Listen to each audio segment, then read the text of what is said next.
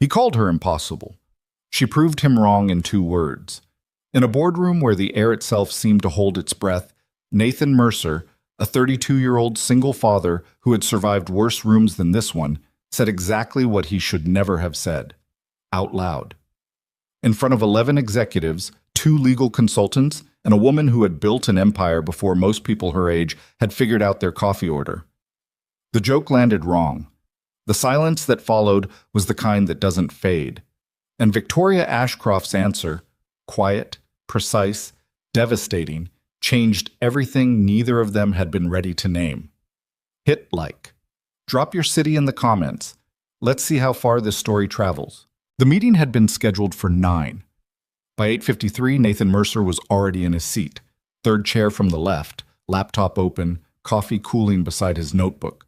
The paper kind, which his assistant had once called aggressively retro, and which Nathan had kept using anyway out of something that wasn't quite stubbornness but lived in the same neighborhood.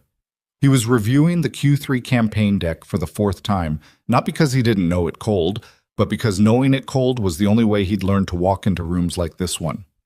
Rooms where the furniture cost more than his first car. Rooms where confidence was currency and hesitation was something people smelled on you, like fear.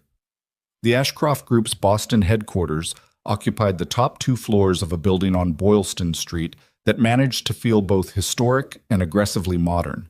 Exposed brick on one wall, floor-to-ceiling glass on the other, as if the architects couldn't agree on what decade they were designing for and eventually stopped arguing. Nathan had been coming here for 8 months. He still didn't entirely trust the elevator. He checked his phone under the table. One text from his mother. Sophie ate her oatmeal, said it was disgusting but fine. She's your kid. He smiled before he could stop himself, typed back, "That's my girl," locked the screen, put the phone away. Around him, the room filled slowly. Ashcroft's senior team arrived in the particular way of people who had attended enough of these meetings to stop pretending they were exciting, unhurried, professionally pleasant, carrying the specific exhaustion of people who were very good at their jobs and knew it hadn't made things easier. Nathan knew most of them by now. Marcus Webb, head of operations, who drank 3 espressos before 10 and became a different, more dangerous person after noon. Diane Cho, chief legal officer, who had the habit of listening to everything with her eyes slightly closed, which made younger people underestimate her constantly and was almost certainly deliberate. Paul Renner, CFO, who laughed too loud at things that weren't funny and went quiet when things were. Nathan had spent the better part of a year learning these people the way he learned every room. Carefully, without making it obvious that he was doing it.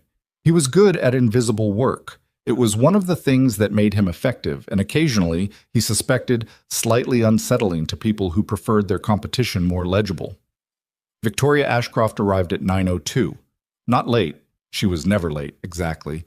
But entering a room at 9:02 when the meeting was called for, 9 was its own kind of statement, and Nathan had long since concluded that most of what Victoria Ashcroft did in professional settings was, on some level, a statement. The walk.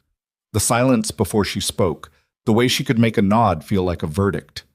She was 30 years old and had been running the Ashcroft Group for 4 years, inheriting it at 26 when her father stepped back from day-to-day management following a health scare that the press had speculated about extensively and that Victoria had never once addressed publicly.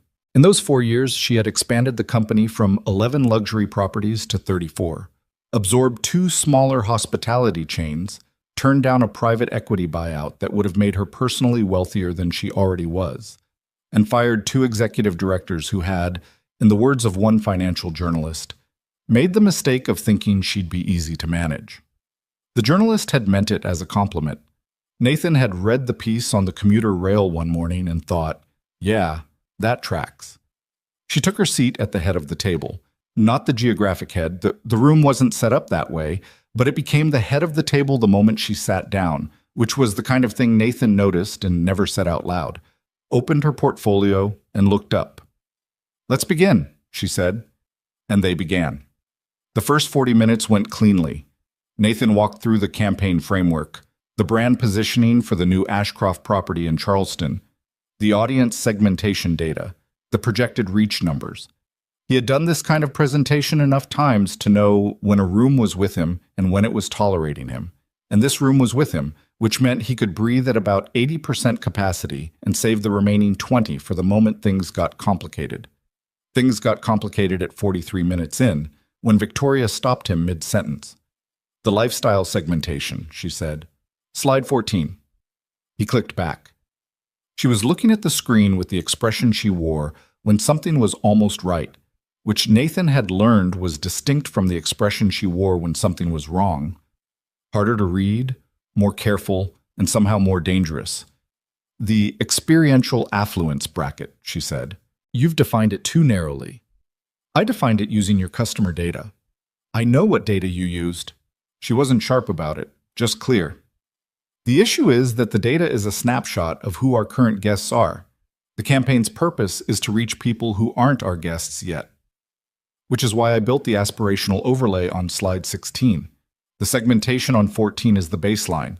16 is where we're extending it. The extension doesn't connect back to the baseline in a way that justifies the media spend." Nathan looked at her. She was looking at the slide. Around the table, everyone else was looking at the middle distance with the focused neutrality of people who had learned that picking a side in these moments was not worth what it cost. "It does," Nathan said. "If you follow the logic from 14 to 15 to 16, the spend allocation makes sense." "I followed the logic. The problem is that your logic and our acquisition goals aren't aligned." "Then maybe," Nathan said. And he knew, somewhere in the back of his mind, he absolutely knew that he should stop here, reroute, take a breath, find a different door. But the meeting had been running for 43 minutes, and he hadn't slept more than 5 hours, and Sophie had been up twice in the night with a cough that wasn't serious, but was the kind of thing that kept you awake anyway, alert in the dark, listening.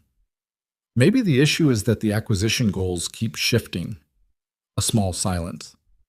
"They don't shift," Victoria said. "They evolve. There's a difference." In my experience, the difference between shifting and evolving is usually just a matter of who's describing it. Marcus Webb across the table became very interested in his coffee cup. "Your experience," Victoria said, and her voice was entirely level, "is valuable, which is why you're in this room. But this campaign framework has 3 structural gaps that we need to address before I'm comfortable taking it to the board." 3 gaps. Nathan said it without inflection. 3. Which are? She named them. They were real gaps. He could see that as she spoke, which was the most irritating part. But they were also gaps that emerged from constraints she had set, timelines that her team had moved twice, and a brief that had been revised 4 times before Nathan had even seen it. He said so. She acknowledged 2 of those points and pushed back on the 3rd. He pushed back on her pushback. Paul Renner poured himself water and drank it with the energy of a man who wished it were something stronger. This was, more or less, how every meeting with Victoria Ashcroft went. Not badly, exactly. Not unproductively. But with a friction that never fully smoothed out, no matter how long they'd been working together. Nathan had initially assumed it was him, that he was doing something wrong, taking the wrong tonal register, pushing when he should have yielded or yielding when he should have pushed. He'd spent the first 2 months quietly second-guessing his approach, recalibrating, adjusting. And then one evening, waiting for a cab outside this same building, he'd overheard Diane Cho on the phone saying to someone, "No, she's always like this with people she actually listens to." And he had stood on the sidewalk in October cold and turned that sentence over in his head for the entire ride home. It hadn't made the meetings easier, but it had changed something about how he walked into them. "Look," Nathan said, pulling himself back to the room, "I can address the gaps. I'll have a revised version to your team by Thursday." "Wednesday," Victoria said. "I have another client with a Thursday deadline. Wednesday isn't realistic." "Then make it realistic." He looked at her. She looked at him. This was the other thing about Victoria Ashcroft. She didn't look away first. Not out of aggression, just out of what appeared to be a genuine lack of interest in doing so, as if blinking first in a professional disagreement had simply never occurred to her as an option. "Thursday," Nathan said. Something that might have been the very distant cousin of amusement moved across her face and disappeared. "Fine," she said. "Thursday." They moved on. The next 40 minutes covered budget allocation, venue partnerships, and the social media rollout. And Nathan found his footing again, that specific groove where the work took over and everything else went quiet. He was good at this, genuinely, not in the way that people were good at things because they'd practiced until the inadequacy wore smooth, but in the way where the work itself made sense to him, where the patterns were visible and the logic connected, and he could see 3 moves ahead while still paying attention to where he was. That was the thing he'd never quite figured out how to say in a room like this. That the reason he pushed back was because he cared about it. Not about being right, about the work being right. He suspected, though he'd never said it to her, that Victoria understood this, that it was part of what made them so persistently, exhaustingly difficult with each other. The meeting was winding down. Laptops were closing, notebooks flipping shut, the soft institutional sounds of a room preparing to return to the rest of the day. Nathan was gathering his materials when Marcus Webb leaned back in his chair and said, with the cheerful timing of a man who had been waiting for a lighter moment, "I have to say, Nathan, I don't know how you do it. 8 months of going head-to-head with Victoria, and you're still standing." Nathan had meant it as easy, as collegial, as the kind of self-deprecating professional joke that lands in rooms like this and gets a polite laugh and is forgotten by the elevator. He said, "Honestly, Marcus, I think it's a survival instinct. I'm pretty sure no man could actually live with her impossible standards. I'd need hazard pay." The laugh he'd been expecting didn't come. What came instead was silence. Not the silence of a bad joke. He'd told bad jokes in rooms before, knew what that silence felt like. The quick pivot and the polite recovery. This was a different kind of silence. The kind that happened when something hit closer to an edge than the person speaking had intended. He felt it the moment the words were out. That fractional pause before the room realizes what it just heard. Diane Cho had gone very still. Paul Renner was looking at the table. Marcus Webb had the expression of a man who had handed someone a lit match in a room full of paper and was now reconsidering his life choices. Nathan turned, slowly, because some part of him already knew, to look at Victoria. She was looking at him. She hadn't moved. Her hands were flat on the table in front of her, her portfolio closed, her posture exactly as it had been for the last hour and a half. The only thing that had changed was the way she was looking at him, which was with a directness that was different from her usual professional focus, quieter somehow, and much more precise. A beat. 2 beats. "You already do," she said. That was all. 2 words. Quiet, unhurried, and completely certain. Then she gathered her portfolio, thanked the room, and walked out. Nathan drove home on autopilot. This was not unusual. He had developed the particular highway competence of someone who spent a lot of time thinking about things other than driving. But usually his autopilot was occupied with work, campaign architecture, client dynamics, the particular mental geometry of fitting a strategic idea into a shape that other people could also see. Tonight it was occupied with 2 words. "You already do." He pulled into the driveway of the house in Somerville, the one he'd bought 3 years ago with the specific calculation that its school district was good, its backyard was large enough, and the mortgage was high but survivable, and sat in the car for a minute after he turned off the engine, staring at the lit window of the kitchen where his mother was visible moving around behind the glass, probably making tea, probably having also fed Sophie dinner, helped with the bath, supervised the teeth brushing, and performed the approximately 400 small logistical acts that went into ending a 6-year-old's day. His mother had never once complained about any of this, which, honestly, worried him more than complaints would have. He went inside. Sophie was already asleep somehow, having apparently abandoned her recent campaign to extend bedtime to a reasonable 9 o'clock by means of increasingly creative negotiation tactics. His mother, Ellen Mercer, was sitting at the kitchen table with her tea and a library book, and she looked up when he came in with the particular expression she reserved for situations where she had something to say but was deciding whether to say it. "Long day?" she asked. "Medium long. There's pasta on the stove." "Thanks, Mom." He put his bag down, went to the stove. The pasta was good. She had a habit of cooking things from scratch that Nathan associated with a different era of life before everything had to be fast. and he stood there eating it out of the pot like a person who had given up on the performance of having it together for the day. "How's the Ashcroft account?" his mother asked. "Fine. You have the same voice you had when you were 16, and the car had a scratch on it, and everything was also fine." Nathan put the pot back, turned around. His mother was watching him with the patient, slightly merciless clarity that had terrified him as a teenager and that he had grown to understand was simply what being genuinely known by another person felt like. "I said something stupid in a meeting today," he said. "How stupid?" "Medium stupid," joke that didn't land, except. He paused, tried to locate the right word for what had happened, didn't find one. "I don't know. It was weird." "Weird how?" Victoria Ashcroft said something back, 2 words, and it was... He stopped again. "I don't know. I'm still thinking about it." His mother looked at him for a moment over the rim of her tea mug. "Nathan," she said, with the tone of a woman who had watched her son be brilliant at understanding other people and systematically obtuse about himself for 3 decades. "Tell me something." "What?" "This woman who you talk about every other day, almost always in the context of how frustrating she is, and how difficult she is, and how she makes every single project twice as complicated as it needs to be." "That's accurate." "You ever think about why someone that difficult keeps asking for you specifically?" Nathan opened his mouth, closed it. "Good night, sweetheart," his mother said, and picked up her book. But he checked on Sophie before he went to bed. He always did. This was not a deliberate parenting strategy, but simply something he couldn't not do. A compulsion that had existed since the first night he'd brought her home, this small, terrifying fact of a person, and found himself standing over her crib at 2 a.m. just to confirm she was still breathing. 6 years had adjusted the terror, but not the instinct.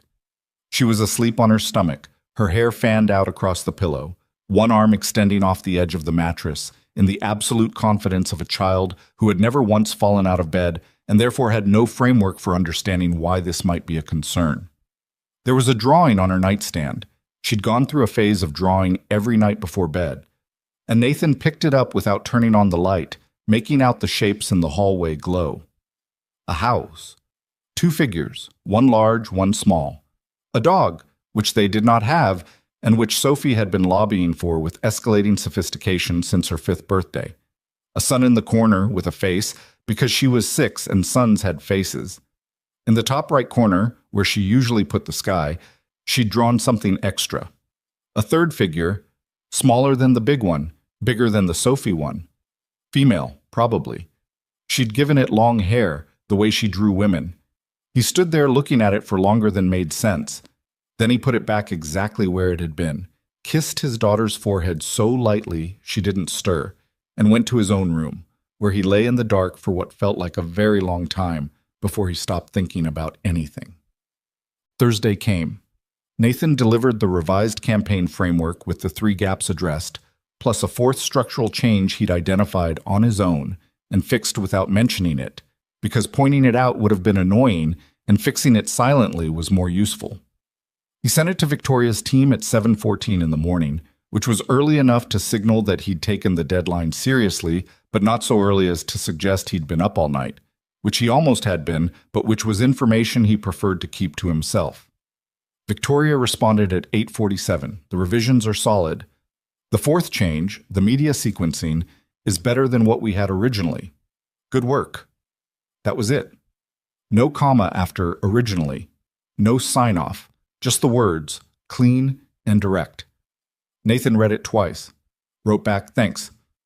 The Charleston launch timeline still needs to be adjusted by about 10 days if you want the Q1 numbers to hold. I'll send a note on that separately. Her response came back in 4 minutes. Noted. Send it today. He sent it. She replied. This was how they communicated. Back and forth, no pleasantries, no throat clearing, just the work and what needed to happen next, which Nathan had come to understand was the clearest sign he'd seen from anyone in years that they actually respected his time.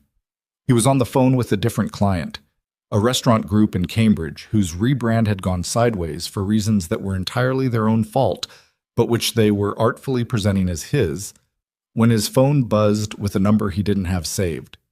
He let it go to voicemail. 2 minutes later, another text from Victoria. Check your voicemail. It's important. He excused himself from the call, which required a level of professional maneuvering he was not entirely proud of, and listened to the message. It was Marcus Webb. His voice had the specific quality of someone delivering news they weren't entirely sure was good or bad. Nathan, just got out of a board call. The New York acquisition. The Meridian properties. There's been a development. Victoria's going to reach out, but heads up. They want you in New York. Both of you. Full presentation to the Meridian principals, week after next. The board's calling it a collaboration, but between you and me, they want you there because Victoria won't go without the campaign architecture locked, and you're the only one she trusts on the strategy side. Anyway, she'll explain. Good luck. He stood in the hallway outside his client's conference room, phone in hand, processing this. The only one she trusts on the strategy side. He didn't know why that landed the way it did. He'd been told by clients before that they valued his work, that they wanted him specifically, that the account wouldn't function without him, which was always flattering and almost always 90% true. He knew how to receive that kind of information professionally. But this felt different, and he knew why it felt different, and he was choosing very deliberately not to look too closely at why. His phone rang. Victoria. He picked up. Did Marcus call you? She said by way of hello. He left a voicemail. New York, 2 weeks. The Meridian acquisition has reached the final stage and the principals want a full strategic presentation before they sign. The board wants both of us. I gathered. I need you to know that I advocated for this arrangement because the campaign strategy is essential to the presentation's success, not for any other reason. Nathan paused. Was there another reason someone might have? A brief silence on her end. The board has been... She stopped. Started again. There's been some speculation about the nature of our working relationship. I want to be clear that my recommendation was purely professional. Okay, Nathan said. Okay, she repeated, and it sounded like she'd expected him to say more and wasn't sure what to do with the fact that he hadn't. Send me the timeline and the brief, he said. I'll start on the New York framework this week. I'll have it to you by end of day. Great. Another pause. Shorter this time. The meeting today? She said. The comment you made. He'd known this was coming and had somehow also convinced himself it wasn't going to come. It was a bad joke, he said. I shouldn't have said it. No, she agreed. You shouldn't have. I'm sorry. A pause. My answer was also... She stopped. It was more than I intended to say. Okay, Nathan said again, more quietly. It won't affect the work. I know it won't. Then we're fine. We're fine. She hung up. Nathan stood in the hallway for a moment. Through the glass door, he could see his client pacing, phone to his ear, operating with the particular energy of a man who was about to make several additional mistakes. Nathan would go back in there in a minute. He would fix what could be fixed, redirect what couldn't, and deliver something good despite the circumstances, which was most of what the job actually was. But for just a second, he stayed where he was, in the quiet, with a feeling he hadn't had in a long time and couldn't quite name, something between being seen and being afraid of it, sitting together in his chest like they'd agreed to share the space without asking him first. Then he went back in. He fixed what needed fixing. He did the work. He was very good at that. Sad. That Friday night, he was on the kitchen floor helping Sophie finish a geography puzzle. The United States, foam pieces, each state a different color, which had seemed educational and now seemed like an elaborate trap he'd walked into willingly. When she looked up at him with the sudden, disconcerting directness of a child who had just thought of something. Dad, she said, do you have a best friend? He considered this with the gravity it deserved. I have good friends. That's not the same. No, he agreed. It's not. She pressed Ohio into its spot with the satisfaction of someone settling a matter. My best friend is Clara. She knows everything about me and she doesn't care about the bad parts. Nathan looked at his daughter. She had her mother's eyes, dark, wide-set, observant, and his tendency to deliver observations that landed like stones dropped into still water, concentric circles spreading outward. That's a really good definition of a best friend, he said. Do you have someone like that? He reached for Wyoming, turned it over, put it down. "I'm working on it," he said. Sophie nodded, satisfied, and went back to the puzzle. Through the kitchen window, the Boston evening settled into dark. Somewhere in the city, in a corner office or a hotel bar or the back of a car moving through Friday traffic, Victoria Ashcroft was probably still working, because she was almost always still working. And Nathan was sitting on the floor with his daughter thinking about a woman who had said 2 words in a boardroom and somehow rearranged something in him that he hadn't known was movable. He found Wyoming's spot, pressed it in. The puzzle was almost finished. The brief arrived at 11:47 on Friday night. Nathan was still up, not because he'd planned to be, but because Sophie had woken with the cough again, the dry, persistent one that had been cycling through her for 2 weeks. And after 40 minutes of water and back rubbing and the specific negotiation of getting a 6-year-old back to sleep without committing to anything that would need to be undone later, he'd found himself too alert to go back to bed and had ended up at the kitchen table with his laptop and a cup of tea he'd forgotten to drink. The email from Victoria's assistant had a subject line that said, "Meridian Acquisition, NYC Prep Package," and contained 3 attachments, a detailed timeline, and a note at the bottom that was not from the assistant, but from Victoria herself, appended without preamble. "The principals are more conservative than the Ashcroft board. The campaign framing will need to reflect that without losing its ambition. I'd like your read on the property briefs before we talk strategy." V. Nathan opened the first attachment. Read for 20 minutes, opened the second, read for 40. By 1:15 in the morning, he had 3 pages of handwritten notes, a cold cup of tea, and a clearer picture of why Victoria wanted him in New York specifically, which had nothing to do with what Marcus Webb had implied, and everything to do with the fact that the Meridian acquisition was more complicated than anyone on her board had publicly acknowledged. The properties were extraordinary. 5 boutique hotels across Manhattan, Brooklyn, and the Hudson Valley, each with a distinct identity and a loyal guest base that had been built over 15 years by a family operation that was now, for reasons the brief described as transitional ownership considerations, and which Nathan translated as "the founder is 73 and his kids aren't interested," finally willing to sell. The asking price was significant. The opportunity was larger. But the Meridian principals weren't selling to the highest bidder. They were selling to whoever could convince them their properties would still feel like themselves in 10 years, which meant the strategic case wasn't financial. It was cultural. It was about identity and continuity, and the question of whether a luxury hospitality empire absorbing a family operation would preserve what made that operation worth absorbing in the first place. Nathan understood why Victoria wanted his read before the strategy conversation. He also understood, reading between the lines of the brief, that this was the kind of presentation where the wrong approach didn't just lose the deal. It damaged the company's reputation with exactly the audience they most needed to court going forward. No pressure. He wrote back to her at 1:43. Read the briefs. The Meridian principals aren't evaluating the offer. They're evaluating whether Ashcroft is the kind of company that can be trusted with something they built. The campaign architecture needs to lead with stewardship, not acquisition. I have ideas. Call me Monday. He hit send, went to bed, lay in the dark listening to the house settle. His phone lit up at 2:09. A message from Victoria. Stewardship. Yes, that's the word I've been trying to find for 3 days. Monday.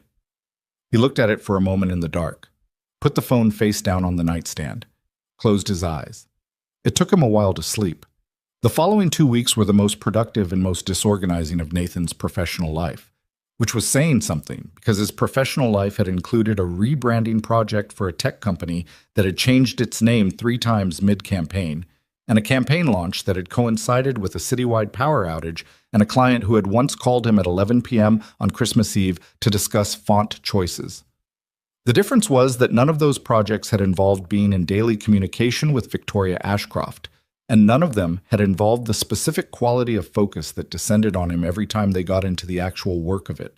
The way the room, literal or metaphorical, narrowed to just the problem, and the 2 of them circling it from different angles, pushing at it, finding where it held and where it gave. They met 3 times in person before the New York trip. Once in the Boylston Street office, where they spent 4 hours on the foundational strategy framework and produced something that was genuinely better than what Nathan had brought in. Better, because of the argument, because of the place where his instincts and her knowledge of the properties intersected and generated a third thing neither of them would have reached alone. Once at a restaurant near Nathan's office that neither of them ate much at because they were both looking at printed briefs instead of menus, and the server had eventually stopped checking in with the particular expression of a person who had given up. Once on a video call that was supposed to be 90 minutes and ran to 3 hours and 40 minutes, ending at 11:50 on a Wednesday night when Nathan finally looked up and realized Sophie's lunch wasn't made for tomorrow. "I have to go," he said. Victoria looked up from her screen. She'd been mid-sentence about the brand positioning for the Hudson Valley property, making a point Nathan had been about to push back on, and the interruption landed in the middle of her thought like something dropped. "It's nearly midnight," she said. "I know. I need to make my kids lunch." A pause. "Now. If I don't do it now, I'll forget, and she'll end up with whatever's in the vending machine at the after-school program, which last time was a bag of pretzels and a granola bar, which she reported to me with the energy of someone filing a complaint." Something shifted in Victoria's expression. Not amusement exactly. More like the arrival of information that was reconfiguring something. "How old is she?" Victoria asked. This was the first time she had ever asked. 6, Nathan said. "Almost 7. She's very opinionated about lunches." "What is she like?" "Turkey and cheese, no mustard, cut diagonally, which matters apparently. Grapes on the side, the green ones. If I put red, she'll eat them, but she'll mention it." Victoria looked at him for a moment that stretched 2 beats past professional. "Make the lunch," she said. "We'll pick this up tomorrow." He made the lunch. He picked it up tomorrow. The work continued. What he noticed over those 2 weeks was the specific way Victoria engaged with problems, the way she moved around an idea methodically, testing each side, not satisfied with a solution until she understood not just that it worked, but why it worked, and whether it would still work under different conditions. It was the opposite of creative instinct, which was what Nathan mostly ran on, and the tension between those two approaches had been the source of most of their friction over the past 8 months. But in the preparation for New York, something changed, not in how they each operated, but in the ratio. The friction started producing heat that was useful instead of just uncomfortable. They were still disagreeing constantly, but the disagreements had a different texture, less about territory and more about getting it right. And Nathan found himself, more than once, changing his position because she'd shown him something he'd missed, which was not a feeling he was accustomed to and which he handled with imperfect grace. "You're doing it again," Victoria said one afternoon, not looking up from her notes. "Doing what?" "The thing where you concede a point by restating it slightly differently so it sounds like you thought of it." Nathan looked at her. "That's not what I'm doing." "It's absolutely what you're doing. You've done it 3 times today." "I'm synthesizing." "You're synthesizing my point into language that sounds more like yours." She did look up then. "I don't mind. Just name it." He held her gaze. "Fine. You were right about the Hudson Valley positioning.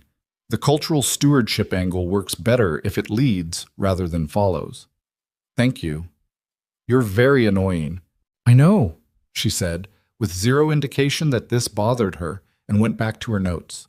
He stared at the side of her face for a moment, the concentration she brought to a page, the slight crease between her brows, the absolute certainty with which she inhabited her own thinking, and then went back to his own notes before the looking became something that needed to be explained.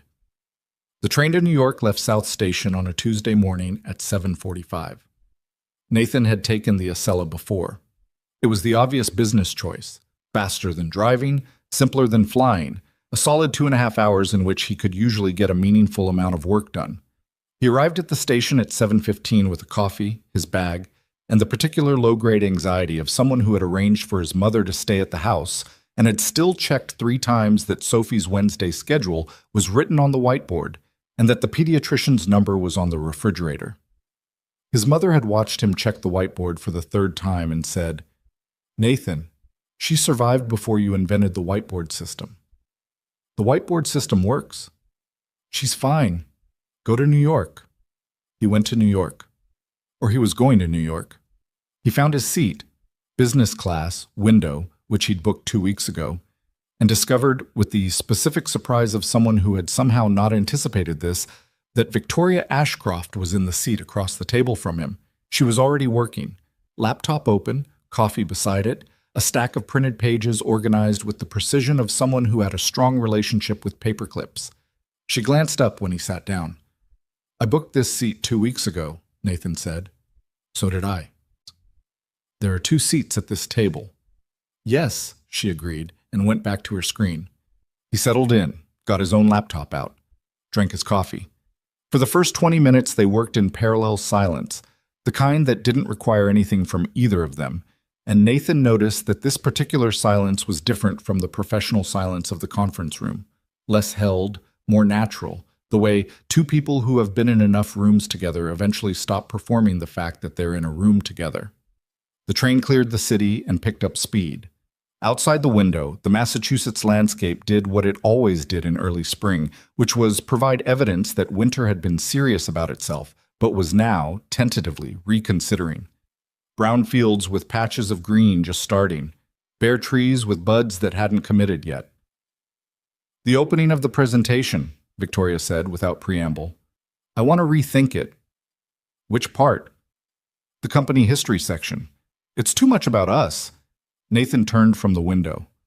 "We're presenting to potential acquisition targets. Some context about the company is necessary." "Context, yes, but the first 10 minutes currently read as a portfolio showcase, and the Meridian principals aren't evaluating our portfolio. They know the portfolio. What they don't know is whether we understand what they've built. So lead with them." "Lead with them," she confirmed. "Their story, their properties, what the Beaumont family, Meridian's founding family, actually created, in their words, in the way they'd want to hear it described." Nathan thought about this. "Do we have enough material?" "The brief is fairly thin on the Beaumont history. I've done additional research." She turned her laptop to face him. "I spent the last week going through every interview and profile I could find with Thomas Beaumont going back 15 years. He talks about his hotels the way other people talk about their children. He doesn't want to sell to someone who sees them as assets." Nathan leaned in to read the screen. She'd compiled the material into a document. Quotes, themes, recurring language, the specific words Thomas Beaumont used across multiple interviews when he talked about hospitality, about guests, about what made a hotel feel like a place rather than a transaction. "This is good," Nathan said. "I know." Then after a beat, "It took a while." He looked at her. "You did all this yourself? Not your research team?" "My research team would have given me a fact sheet. This required—" She paused, seeming to search for the word. "Reading between the lines." "Reading between the lines isn't usually what CEOs do at midnight on a Saturday." "How do you know what I do at midnight on a Saturday?" "The timestamps on the document." She looked at the screen. The document had been last modified at 11:58 on Saturday.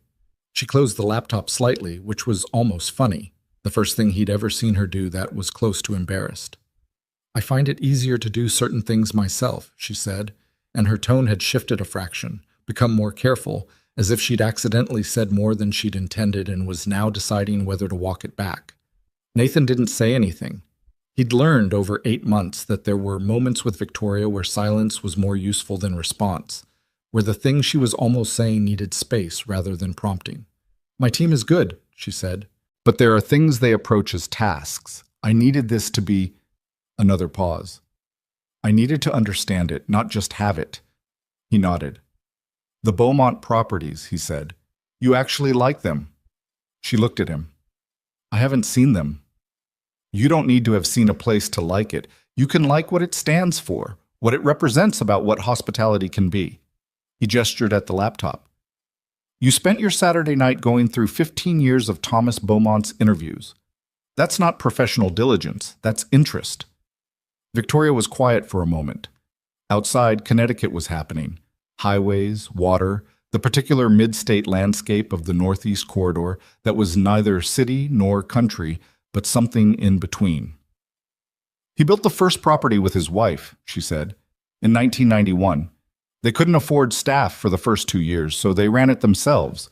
She did the front desk and the breakfast service. He did everything else. She wasn't looking at the window. She was looking at the table. There's an interview from 2004 where he says the reason they survived those years wasn't the business plan. It was that they genuinely wanted their guests to feel looked after.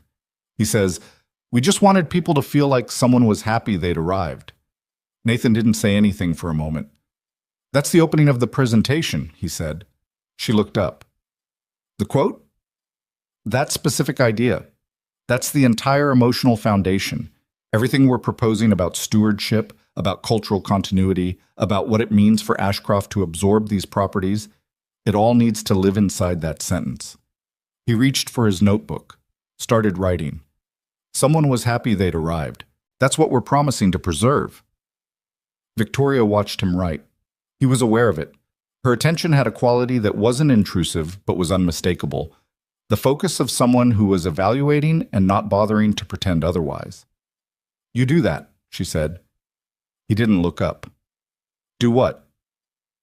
"Find the center of something and go directly there. Most strategists I've worked with build toward the core idea. You start there. Starting anywhere else wastes time. It also makes people nervous. When someone goes straight to the heart of something, it feels like they're skipping steps." "Are the steps important?" "Sometimes they're the whole point." He looked up. She was serious. This wasn't a criticism. It was an observation, and the distinction mattered. "Is that why you push back on my proposals?" he asked. "Not because the core idea is wrong, but because I haven't shown the path?" She considered it. "Partly. Also, sometimes the core idea is wrong." "Fair." The train had hit its rhythm now, that specific high-speed vibration that was almost meditative if you stopped fighting it. Nathan's coffee was cold, but he drank it anyway. Victoria had returned to her screen, but the quality of her focus had changed slightly. Less sealed off, more open at the edges. "Can I ask you something?" Nathan said. She glanced up. "You're going to regardless. The board putting us on this together, you said you advocated for it."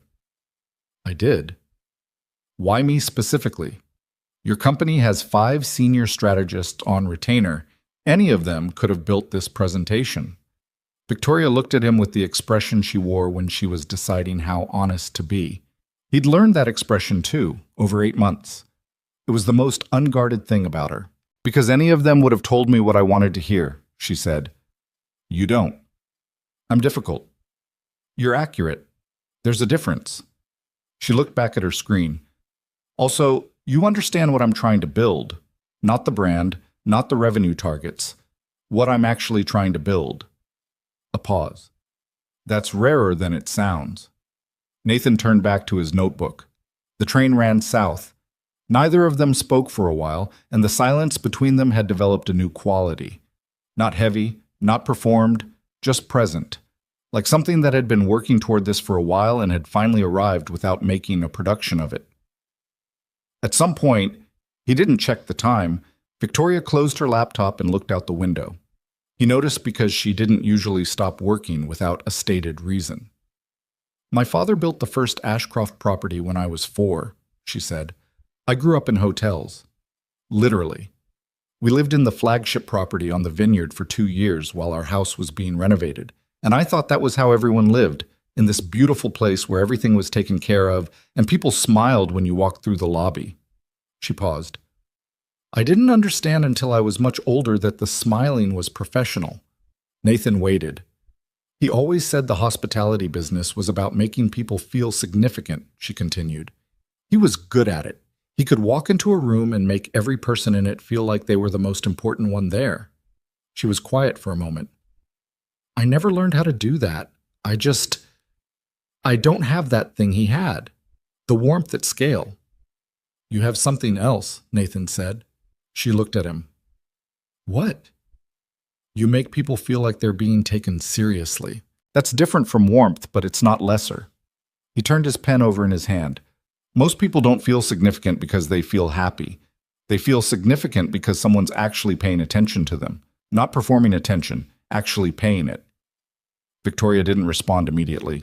He could see her absorbing it, not rejecting it, not accepting it with the quick gratitude of a compliment received, but actually sitting with it, turning it over, checking its weight. "You're good at that," she said finally. "Paying attention." Occupational requirement. Not only occupational. He didn't answer that. She didn't push it. They worked for the rest of the ride, together, mostly, switching between her screen and his notebook, building the presentation framework into something that was starting to feel genuinely right. Not polished yet, not finished, but structurally sound in the way that good work felt from the inside when you were in it. Grand Central was its usual organized chaos, and they emerged from the Acela onto the platform into the particular kind of noise that New York made, purposeful, layered, entirely indifferent to the people moving through it. Nathan fell into pace beside Victoria as they moved toward the exit, both of them carrying bags, neither of them talking, and there was something strange and unremarkable about walking beside her outside a professional context, on a platform in a train station, just two people who had been working across a table for 2.5 hours and now needed to find a cab. "The hotel's on 53rd, Victoria said, checking her phone. "My assistant booked the car." "I'll take a cab." She looked at him. "We're going to the same place." "I know." A pause. "Nathan, get in the car." He got in the car. It was a standard black sedan, and the driver knew where he was going, and New York slid past the windows in its mid-morning version. Delivery trucks, midtown pedestrians, the particular light that the city generated between buildings on a clear spring day that managed to be different from light anywhere else. "The prep sessions," Nathan said. "How many do you want before Thursday?" "2, tonight and Wednesday morning." "I'll need the final Beaumont research files before tonight." "You'll have them by 2. "The board's expecting a pre-read by tomorrow?" "Tomorrow noon. I'll handle the executive summary. You handle the strategy narrative." "Fine." They were quiet for a moment. The car moved. Outside, a delivery person on a bike threaded through stopped traffic with the confidence of someone who had done it 10,000 times and stopped being afraid of it around the 8,000th. "The thing you said," Victoria said, "on the train, about making people feel significant. What about it? Do you actually believe that? About me?" He turned from the window. She wasn't looking at him. She was looking forward, which was the only tell that the question cost her something. "I don't say things I don't believe," Nathan said. "That should be fairly clear by this point." She nodded once, went back to her phone. But something had settled in her posture. Not relaxed exactly, but less held, like a door that hadn't been opened but was now slightly less locked. The hotel was understated in the way that very expensive hotels sometimes were. No grand lobby theater, just quality that announced itself through material and proportion. Victoria checked them in with the quick efficiency of someone who spent a third of their life in hotels and had removed all friction from the process. Nathan checked in separately, which she didn't comment on, and neither did he. His room was on the 14th floor. He dropped his bag, changed his shirt, washed his face, and stood at the window for a moment looking at the city's midday version of itself. All that vertical geometry, all that accumulated effort and ambition and compromise pressed upward against a blue April sky. He checked his phone. A text from Sophie, sent through his mother's phone with the distinctive grammar of someone who had gotten hold of a device with some adult supervision. "Hi, Dad, we are making cookies. Grandma says I can put in extra chocolate chips. Bye." He laughed, alone in a hotel room in New York, and typed back, "Put in the extra chips. Tell Grandma I said it's fine." Then, "Be good. I'll call tonight." Pocketed the phone, opened his laptop, found the first Beaumont file Victoria had sent, which had arrived at 1:58, 2 minutes before her promised 2 o'clock. He started reading. By the time the evening session began, 6 o'clock, the small conference room Victoria's assistant had reserved on the second floor. Nathan had read everything twice and made enough notes to cover 4 pages. He arrived 2 minutes early and found Victoria already there, which wasn't surprising, and which he'd stopped commenting on because the commentary hadn't changed anything. She'd ordered coffee and sandwiches from somewhere, which were sitting on the table in the specific practical way of someone who had decided that working was the point, and eating was a logistical necessity attached to it. "The Beaumont files," Nathan said, setting his notebook on the table. "There's a section missing." She looked up. "Which section?" "The daughter? Clara Beaumont. She's been running operations for the past 3 years, but there's almost nothing on her in the research. She doesn't give interviews. Then we need to find out what we can from other sources, because if Thomas Beaumont signs off but Clara doesn't, this deal doesn't survive the transition. She's the continuity. He sat down. She's the reason the properties will either stay what they are or stop being what they are. Victoria looked at him with the expression he'd started to recognize as the one where she'd already thought of something, but was reassessing it in light of new framing. You think we need to present to her separately, she said. I think we need to present to her without her knowing that's what we're doing. A pause. That's ethically complicated.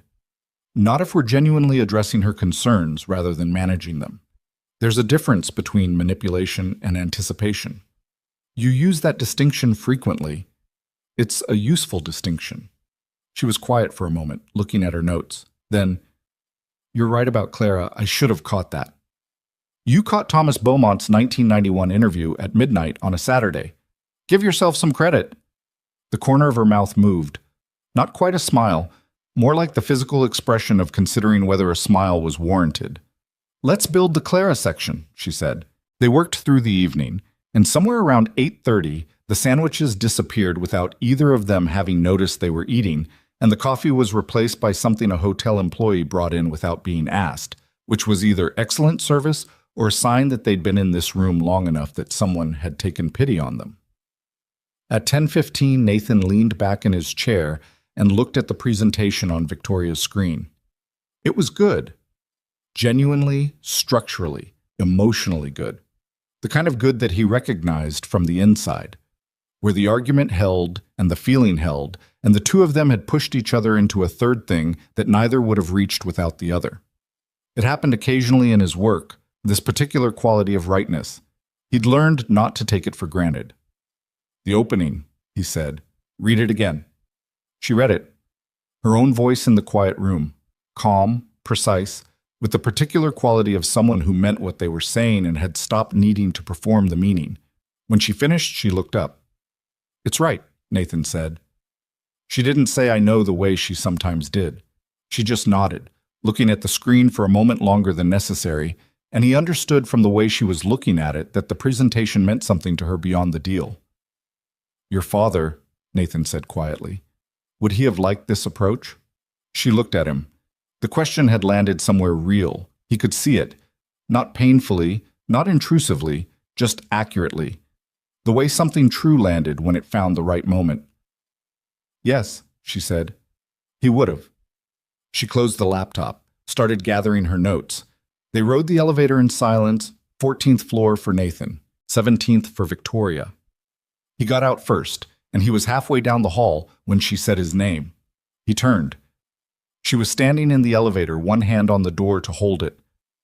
The thing you said in the meeting last week, she said. The joke. Victoria, see, I'm not... She stopped. Started again. I know it was a joke. I know my answer was more than I intended. I'm not... She looked at the elevator door, then back at him.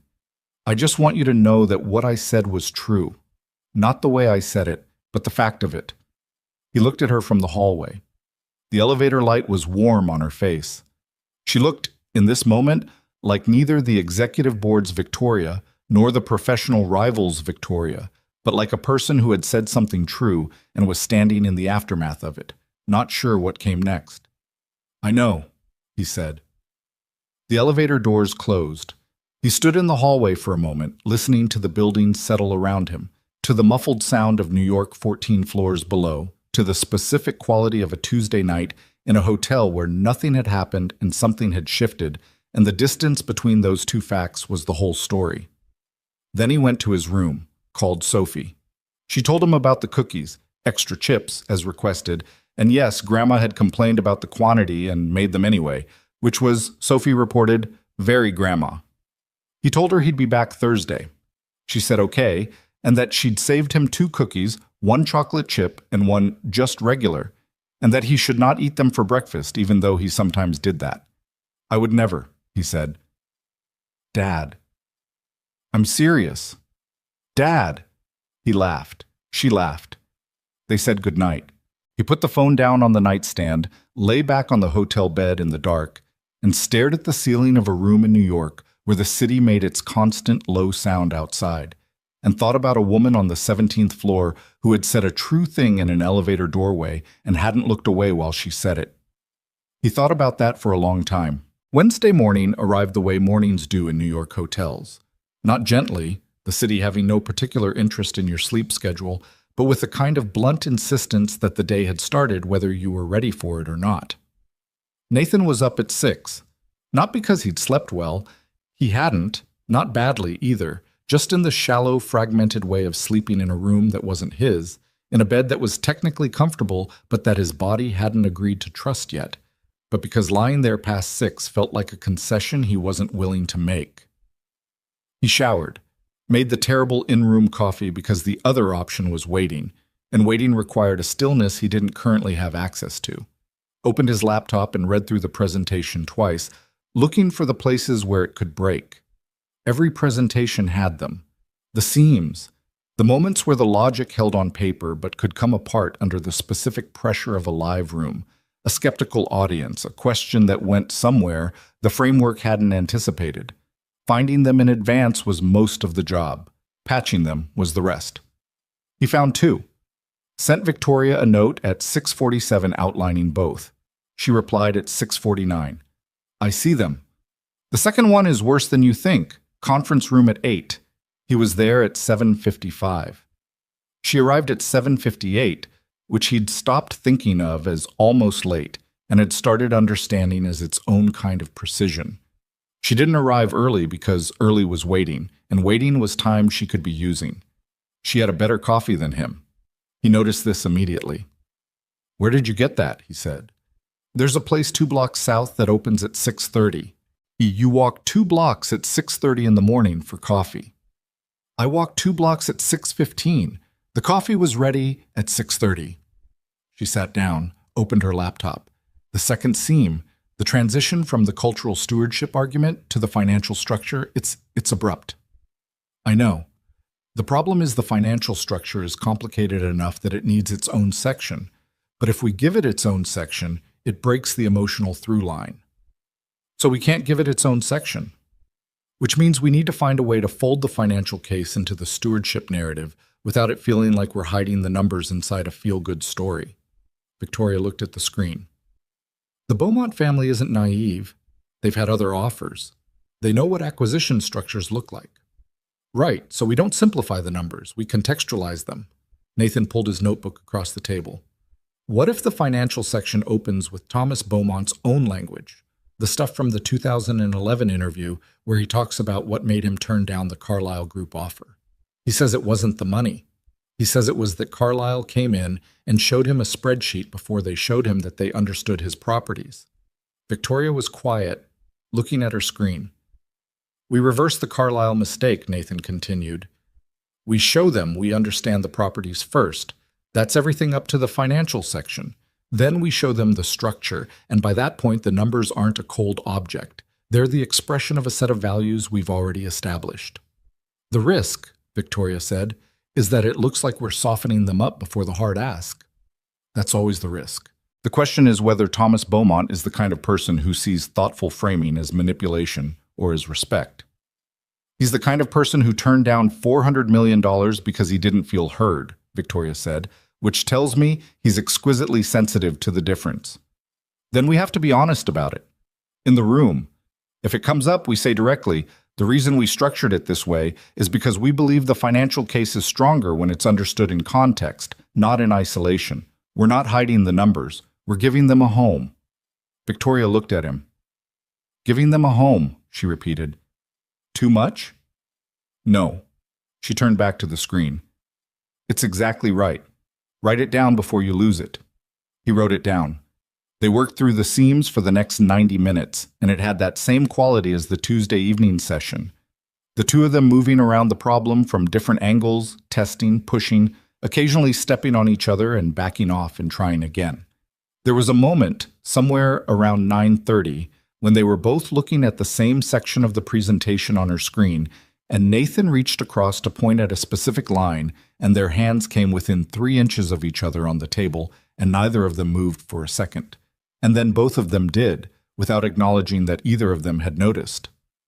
The Wednesday afternoon was preparatory in the practical sense, a run-through of the full presentation, timed, which came in at 47 minutes, which was 3 minutes over the 44 they'd been told they had, which meant cuts. Cutting is always harder than building. Building is generative. You're adding, finding, making something out of nothing. Cutting requires deciding what matters least. And when everything in the room has been argued for and refined, deciding what matters least is its own kind of argument. They cut the company history section from 8 minutes to 4. Nathan objected to losing the founding narrative. Victoria said the Beaumonts didn't need to know where Ashcroft started. They needed to know where it was going. Nathan said you can't understand where something is going without knowing where it came from. Victoria said that was a philosophy of history, not a presentation strategy. They argued about it for 11 minutes, which was 7 minutes longer than just cutting the section would have taken, and eventually landed on a compromise that was 2 minutes and 40 seconds, and contained what Nathan privately thought was the essential point, and what Victoria privately thought was adequate. Neither of them said this out loud. They were learning when to stop. At 5 o'clock, Victoria's phone rang. She looked at the screen and something changed in her face. Not visibly dramatic, just a small shift, the kind that happened when something professional became personal in a way you hadn't prepared for. "I need to take this," she said, and stood up and walked to the far side of the room. Nathan didn't listen. He went back to his notes, giving her the fiction of privacy in a small conference room, which was the best available option and which she would do the same for him, he knew, because she already had on the Wednesday video call when Sophie had apparently gotten hold of his phone and called him back. The call lasted 4 minutes. When Victoria came back to the table, her posture had the quality of something that had been carefully reassembled. "My father," she said, sitting down. "He's fine," she added immediately, answering the question before he could ask it. "He calls on Wednesdays. She paused. "He likes to check in on the major deals." "You told him about the Meridian acquisition? He reads the trade press." Something in her voice was dry, but not bitter. "He had opinions about the approach." "What kind of opinions?" She looked at the table for a moment. "He thinks I should have gone in earlier, made a relationship with Thomas Beaumont before we were in acquisition mode. He says the deal would be easier if we weren't strangers."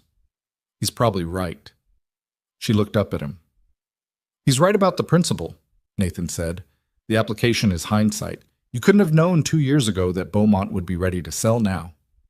"No." She picked up her pen, put it down. "He wasn't criticizing. He was being helpful. He just has a particular way of being helpful that sounds like criticism when you're already worried about something." Nathan thought about his mother and the whiteboard and the car with the scratch on it and the patient, merciless clarity of being truly known by someone. "Yeah," he said. "I know how that goes."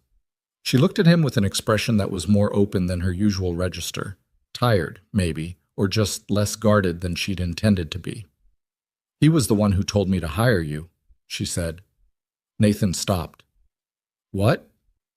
8 months ago, when the board was discussing the campaign strategy. I had 2 other firms under consideration. My father read their proposals and yours and told me yours was the only one that understood what we were building rather than what we had. She picked up the pen again, turned it over. "I agreed with him, but I wanted you to know it wasn't only my decision." "Why are you telling me this now?" She seemed to consider the question genuinely.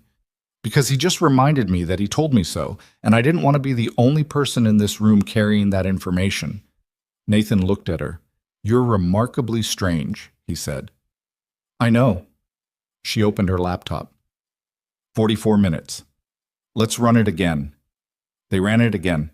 It came in at 43:45 and the cuts held and the financial transition worked the way they'd wanted it to. And the Clara Beaumont section, which they'd built from inference and public records, and the one profile that mentioned her in passing as the quiet engine behind Meridian's operational consistency, landed exactly where it needed to. When they finished the second run-through, the room had gone dark outside the windows in the way that New York went dark, which was less dark than anywhere else because the city generated its own permanent ambient light. Nathan looked at the window for a moment and felt the particular satisfaction of work that was ready. Not perfect, there was no such thing, but ready. complete in the way that meant whatever happened in the room tomorrow was up to the room. "We're good," he said. Victoria nodded. She looked tired, not exhausted, but like someone who had spent the past 48 hours at a sustained level of focus and was now in the moment just before the adrenaline acknowledged it. "Dinner," she said. "There's a place nearby. Good food, quiet. No one will want to talk to us about anything. Is that an invitation or a scheduling announcement?" She looked at him. "Both." The restaurant was on a side street, Mouts.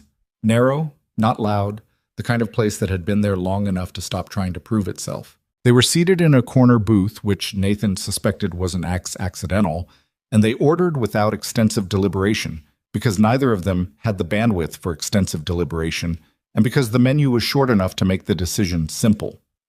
For the first 10 minutes, they didn't talk about work. This was unusual. Most of their shared time in the last 8 months had been structured around a professional purpose, and the moments between the purposes had been brief and transitional. But tonight there was no next session, no document to return to, no section left to revise. The work was done. What was left was the dinner and each other and the absence of an agenda. Victoria drank her wine with the expression of someone who hadn't properly tasted anything since Tuesday morning. "Tell me something," Nathan said. She looked up. "That's vague. Tell me something that has nothing to do with the Meridian acquisition or the Ashcroft Group or the presentation tomorrow." A pause. She seemed to find the request genuinely unusual, which itself told him something. "I've been learning to play piano," she said. "Very badly, since January." He hadn't expected that. "Why piano?" "Because I spend most of my time being competent at things, and I wanted to spend some time being bad at something, intentionally." She looked at her glass. "My teacher is 70 years old and has no patience for excuses, and once told me that I held tension in my hands the way a person who had never been allowed to be wrong held tension in their hands. That's uncomfortably perceptive. She's a terrifyingly perceptive woman." A small silence. "I go every Thursday evening. I have been for 4 months. I can play one piece, slowly, with mistakes." "Which piece?" she told him. It was a Chopin nocturne, the one in E-flat major, which Nathan knew only because his ex-wife had loved it and used to play it from her phone while she worked, a memory that arrived and passed quickly, the way memories did when they were old enough to have lost their edges. "Why that one?" he asked. "It doesn't sound like showing off," she said. "Most piano pieces, even simple ones, sound like the person is trying to demonstrate something. That one just sounds like someone feeling something, privately." She picked up her fork, which appealed to me. Nathan looked at her across the table. The restaurant light was warm and she was looking at her plate, and he thought about the Saturday midnight timestamps and the piano teacher and the elevator, and "I just want you to know that what I said was true." And he thought about the way she'd said the word I've been trying to find for 3 days when he'd sent her stewardship at 1:43 in the morning, and he thought about 8 months of friction that had never once felt like indifference, not for a single meeting, not for a single exchange. "The joke I made," he said, "in the Boylston Street meeting." She looked up. "I want to be honest about it," he said. "It wasn't entirely a joke." The table between them went quiet in a particular way. "I know," she said. "I said it because I was deflecting something I didn't know how to say directly. Which is," he stopped, "which is not how I usually operate, and I don't love that it happened in a room full of your colleagues. My colleagues have survived worse. That's not the point." "No." She put down her fork. "The point is that you said something true in the wrong register, and I answered it in the wrong register, and we've both been carrying that since." "Yeah." She was looking at him with the directness that was just how she looked at things. No performance of eye contact, just attention, genuine and slightly unnerving. "What did you mean to say?" she asked. "If you'd said it directly." He picked up his glass, put it down. "That you're the most demanding person I've ever worked with, and also the most worth it. That I've been professionally frustrated with you approximately once a week for 8 months, and I've never once wanted to stop." He looked at the table. "That the part about living with your impossible standards wasn't actually the punchline. It was the part I was trying not to say."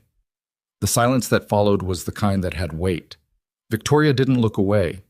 She also didn't fill the silence, which he'd come to understand was its own kind of courage from someone for whom silence in professional context was a tool, carefully deployed. This silence was different. She was sitting in it, not using it. "I don't know how to do this," she said finally. Her voice was careful, but not careful in the managed professional way. Careful like someone walking on ground they hadn't walked on before and paying attention to where they put their feet. "I'm good at a lot of things. This specific, I'm not good at it." "Neither am I," Nathan said. "I haven't been good at it since Sophie was born. I kind of stopped trying." "Why?" "Because it was easier to be a father and a professional than to be both of those things, and also someone who wanted something for himself." He said it simply, the way you said something when you'd finally admitted it to yourself enough times that the words had stopped feeling dangerous. And because Sophie deserved someone who was fully present, and I didn't know how to be fully present for more than one person at a time. "And now?" He looked at her. "I'm having dinner with you in New York, and I haven't checked my phone in 40 minutes, which is... That's not nothing." Something moved across her face that he hadn't seen before. Not the almost smile, not the professional assessment, not the careful deliberation. Something quieter, unguarded in a way that looked like it had surprised her. "My last relationship," she said, "ended because the person I was with told me I made him feel irrelevant." She said it without self-pity, just fact. "He said I was always somewhere else, always planning the next thing, evaluating the current thing, never just..." She stopped. "Never just there." "Were you?" "Yes." No hesitation. "I was. I'm not sure I know how to be otherwise." "You've been here for this entire conversation." She paused, seemed to actually register this. "The piano teacher," Nathan said. "She told you something true. You kept going back. You're there every Thursday." He looked at her. "You know how to be present. You just have to decide something's worth it first." Victoria was quiet for a long moment. "You're very good at finding the center of something," she said softly. Not as a deflection, as an acknowledgement. "Occupational requirement," he said, the same answer he'd given on the train. "Not only occupational," she said, the same response, and this time neither of them looked away. They finished dinner, walked back to the hotel through the Wednesday evening version of the city, which was less frenetic than the weekend and more human than the morning, just people moving through a place they lived in, doing the things that constituted a life. Nathan's hands were in his pockets. Victoria was 2 feet to his left, their pace matched without discussion. At one point she said, "Sophie, does she know you're here?" "She knows I'm in New York for work. She wanted to know if I'd see the Statue of Liberty." "Did you tell her it's not really visible from Midtown?" "I told her I'd try."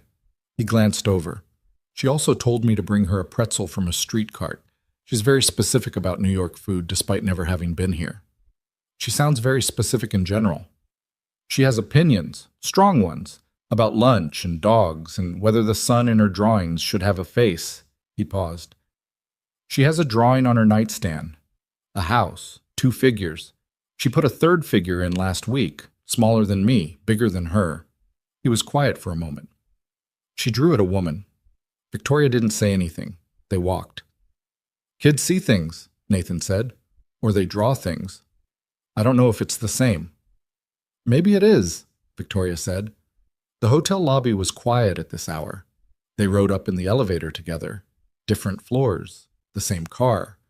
14 for Nathan, 17 for Victoria. The floors ascended in silence, but a different silence now. One that had been filled and emptied and filled again in the course of one evening and was now just the space between 2 people who had said true things and were sitting with the fact of having said them. At 14, the doors opened. Nathan stepped out, turned back. She was looking at him from inside the elevator with the expression he didn't have a name for yet. The open one. The one that had surprised her as much as it surprised him. "Tomorrow," he said. "Tomorrow," she agreed. The doors closed. He stood in the hallway for a moment. Down the corridor, a room service cart sat outside a door, evidence of someone else's evening, someone else's ordinary life inside an extraordinary city. The carpet was the generic hotel pattern that no one designed to be noticed, and that he had now noticed probably 100 times in 100 corridors in 100 hotels, always moving through, always arriving or departing, never quite. He went to his room. Did not call Sophie because it was too late and she was asleep, and because he was not in a state of mind that would have made the call sensible anyway. He sat on the edge of the bed for a while, which was something he almost never did. He was a person who either did things or slept, not a person who sat, and thought about the restaurant, and the piano, and the third figure in Sophie's drawing. He thought about 8 months of friction, and what it had been building toward, the way you only understood the architecture of something once you were standing inside the finished room. He thought about tomorrow. The presentation was scheduled for 10 o'clock in a building on Park Avenue that belonged to a law firm serving as neutral ground for the negotiation. Nathan and Victoria arrived together at 9:15, which gave them 45 minutes in a waiting area that had clearly been designed for exactly this purpose.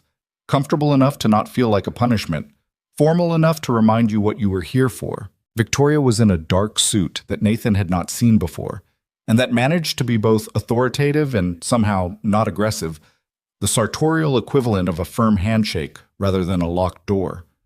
She was looking at her phone. She looked up when he sat down across from her. "How are you?" he asked. "Ready?" A beat. "Nervous?" "You're nervous." "I'm always nervous before something important. I just don't show it." "What does it feel like, from the inside?" She considered this with the same seriousness she gave everything. Like, the presentation is already happening somewhere ahead of me, and I'm trying to catch up to it. That's just anticipation. It's unpleasant. "Yeah," Nathan said. "It is." She looked at him. "Are you nervous?" "Yes. Different flavor." "What flavor?" "The one where I know the work is good and I'm afraid the room won't see it." He looked at his hands.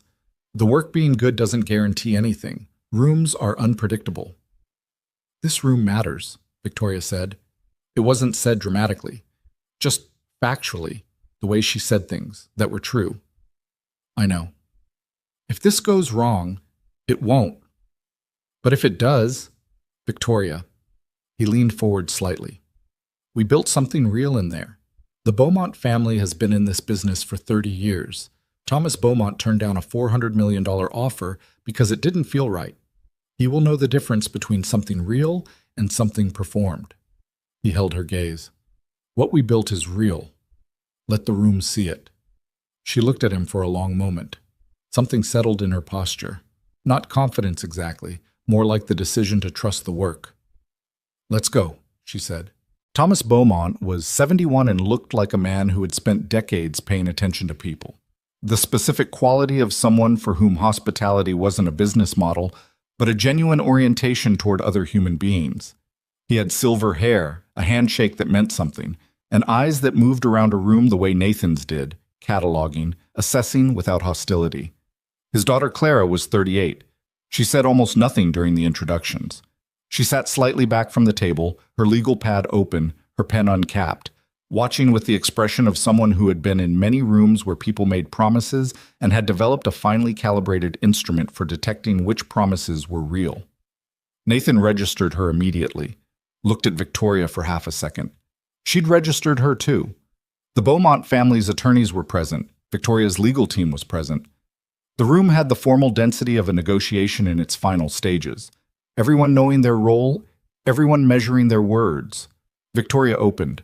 She spoke for 4 minutes without notes.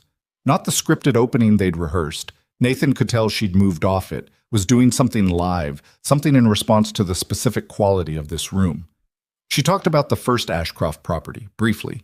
Then she talked about Thomas Beaumont's first property, in the language he'd used to describe it across 15 years of interviews, in a way that made clear she had spent real time understanding what it meant to him. She did not perform emotion. She simply demonstrated that she had paid attention, which was a different thing entirely and vastly more powerful. When she finished the opening, Thomas Beaumont was leaning forward slightly in his chair. Nathan took the strategic presentation. 44 minutes. He stayed within the framework, the cultural stewardship argument, the financial structure contextualized within the values, the Clara section, which he'd built as a natural transition rather than a separate element, framing the operational continuity question in terms of what made the Meridian properties work from the inside rather than the outside. At the 31-minute mark, Clara Beaumont spoke for the first time. "The operational continuity model," she said.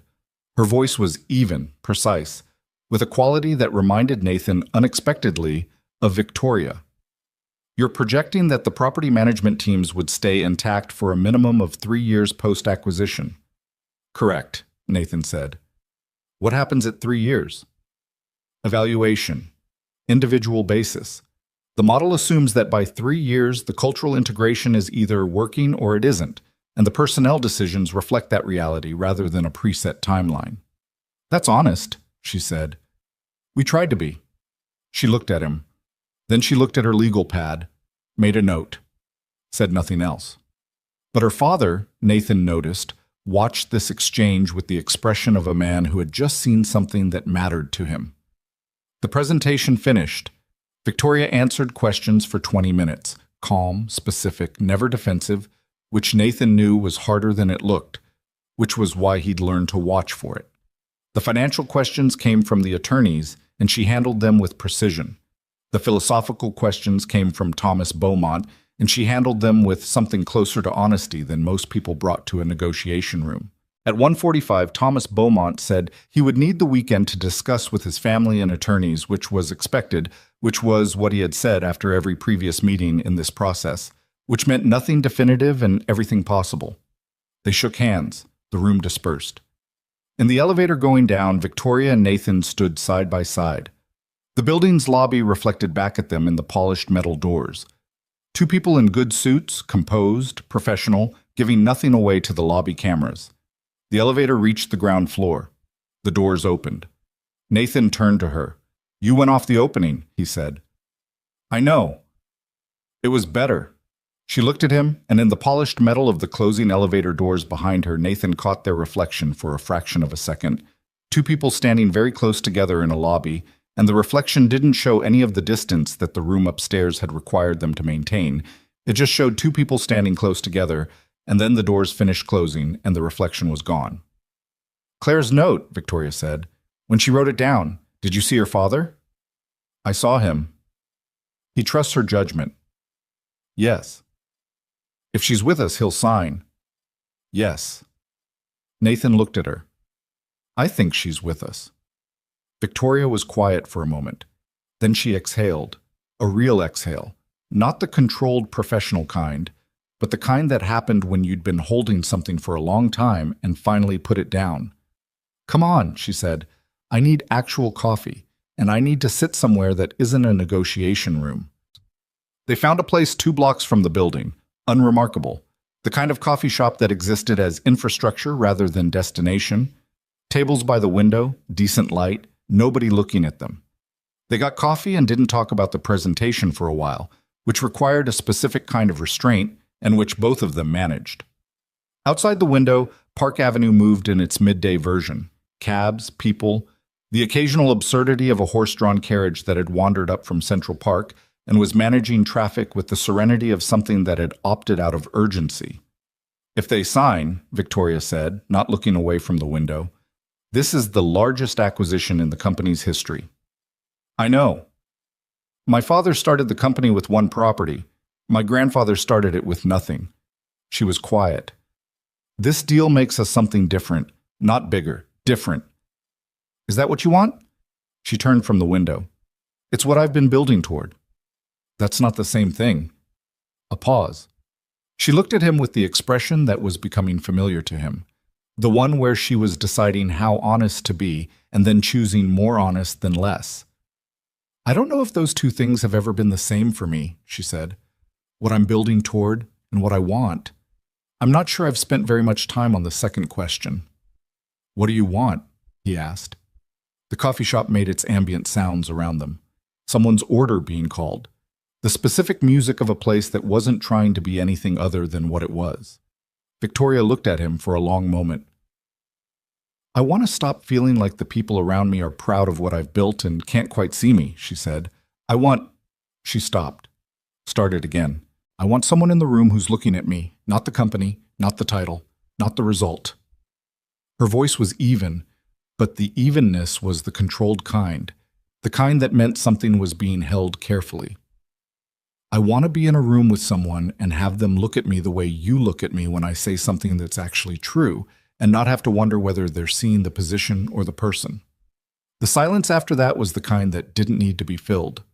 Nathan set down his coffee cup, very carefully. Then he said, "For what it's worth, I see the person." She didn't say anything, but something in her face shifted. Not dramatically, not in the ways that got described in the kinds of stories where people transformed in important moments. Just a small shift, like a door opening an inch, like something that had been closed for a long time, reconsidering. "I know," she said quietly. I know." They sat there for a while longer in the unremarkable coffee shop on Park Avenue while the city moved outside and the coffee cooled and neither of them reached for their phones, which was its own kind of thing. Two people choosing to stay inside a moment rather than escape it, because the moment, for once, was somewhere they both wanted to be. At 3 o'clock, Nathan's phone rang. He looked at the screen, his mother, and looked at Victoria, and she gestured with her chin, "Take it." He picked up. "Your daughter," his mother said, "has decided she would like to FaceTime you from my phone, and she is not accepting alternatives." He could hear Sophie in the background demanding the phone with the particular energy of a 6-year-old who had decided something. "Put her on," Nathan said. Sophie's face appeared on the screen, slightly too close to the camera, her hair doing the thing it did when she'd been running around without a hair tie. "Dad," she said, with the urgency of breaking news, "there's a dog in the neighbor's yard." "Hi, Soph." "It's brown and white, and it keeps looking at me through the fence." "What kind of dog?" "A regular dog. Can I name it?" "It's not your dog." "But I could call it something in my head." "Sure, yeah, you can call it something in your head." Sophie's face did the thing it did when she was satisfied. Then she looked past the phone camera with the instinct of a child who was aware of her audience. "Dad, who's that?" Nathan adjusted the phone slightly, which he realized too late had adjusted it toward Victoria rather than away from her. Victoria, for her part, appeared in the background of the frame with the specific expression of a person who had not expected to suddenly be part of a FaceTime call with a 6-year-old and was rapidly assessing the situation. "That's Victoria," Nathan said. We're working together." Sophie stared at the screen for a moment. "Hi, Victoria," she said. Victoria leaned toward the phone slightly. "Hi," she said. Her voice had a different quality than Nathan had ever heard in it. Uncertain, but not professionally uncertain, humanly uncertain, like someone who had been handed something fragile and was figuring out how to hold it. "Do you live in New York?" Sophie asked. "No, I live in Boston." "We live in Boston too," Sophie said, as if this were remarkable. "Dad says you're his work person." "His work person," Victoria repeated. "Yeah." Sophie turned back to the camera. "Dad, the dog is looking at me again." "Then go look back at it." "Okay, bye." She waved. Then she looked past the camera again. "Bye, Victoria." "Bye," Victoria said. The call ended. Nathan put his phone face down on the table and looked at it for a second.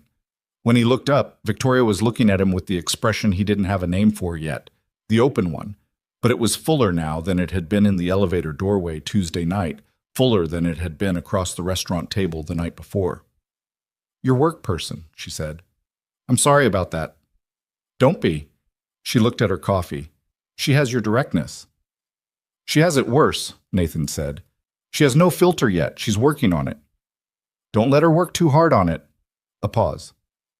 "Filters are overrated." Nathan looked at her.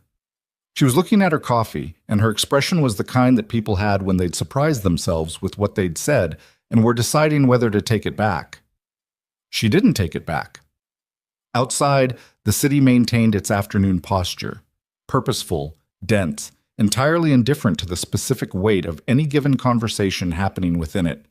But inside the coffee shop on Park Avenue, two people sat with their cooling coffees and the particular feeling of having arrived somewhere that had been a long time coming. And neither of them said anything else for a while, because sometimes the thing that needed saying had already been said, and what was left was just the presence, the choosing to stay, the simple and significant fact of being there. The call came on a Friday. Nathan was in his car outside a sandwich place on Cambridge Street, engine running, waiting for a parking spot that someone had been edging toward for 3 minutes with the indecision of a person who hadn't fully committed to leaving, when his phone rang through the speakers and Marcus Webb's name appeared on the dash screen. He picked up. "They signed," Marcus said. Nathan sat with that for a second. Outside, the person in the parking spot made their decision and pulled out, and Nathan pulled in. And the ordinary machinery of a Friday afternoon continued around him, while something large and significant settled into place in his chest. "When?" he asked. 20 minutes ago. Thomas Beaumont called Victoria directly. The attorneys are handling the paperwork. It's done." Marcus paused, and Nathan could hear in the pause the particular quality of someone who had been in this business long enough to understand what done meant. "Nathan, this is the largest acquisition in the company's history, and the board knows it wouldn't have happened without the presentation." "It wouldn't have happened without Victoria's preparation," Nathan said. "Sure. And your framework, and whatever you two are doing in New York that made the Beaumont family trust us." Another pause.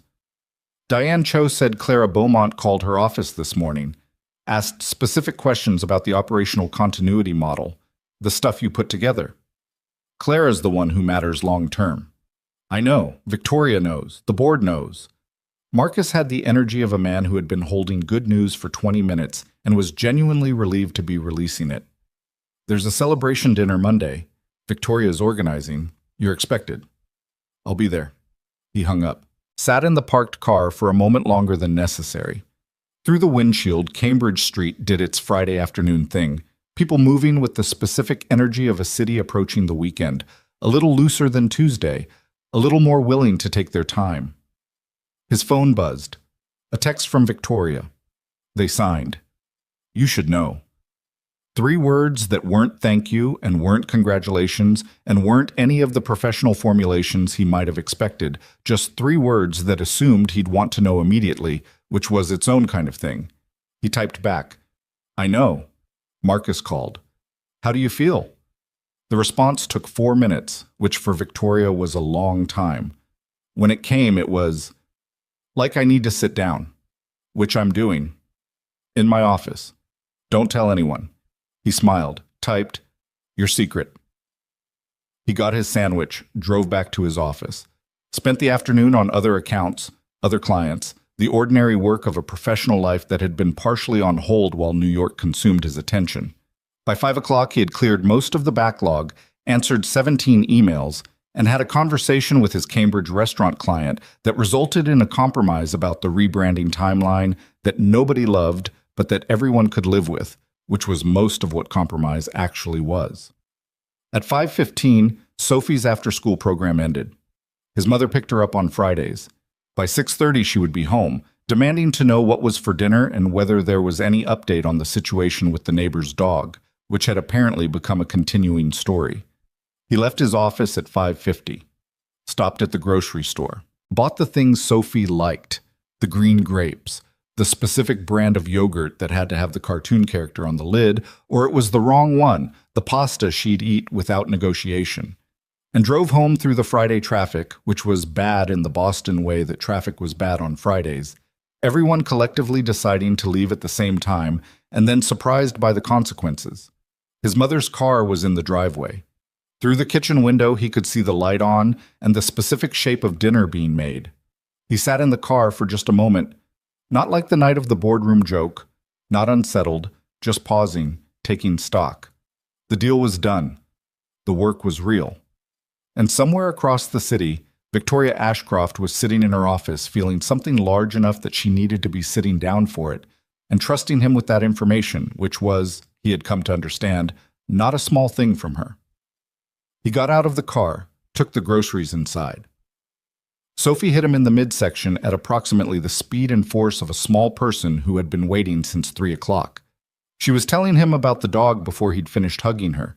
It had a name, apparently, which the neighbors had shared through the fence, and the name was Biscuit, which Sophie found reasonable, and it was a beagle, and she had given it a piece of her granola bar through the fence, which his mother reported from the stove with the tone of someone who had considered stopping this and decided it wasn't worth the fight.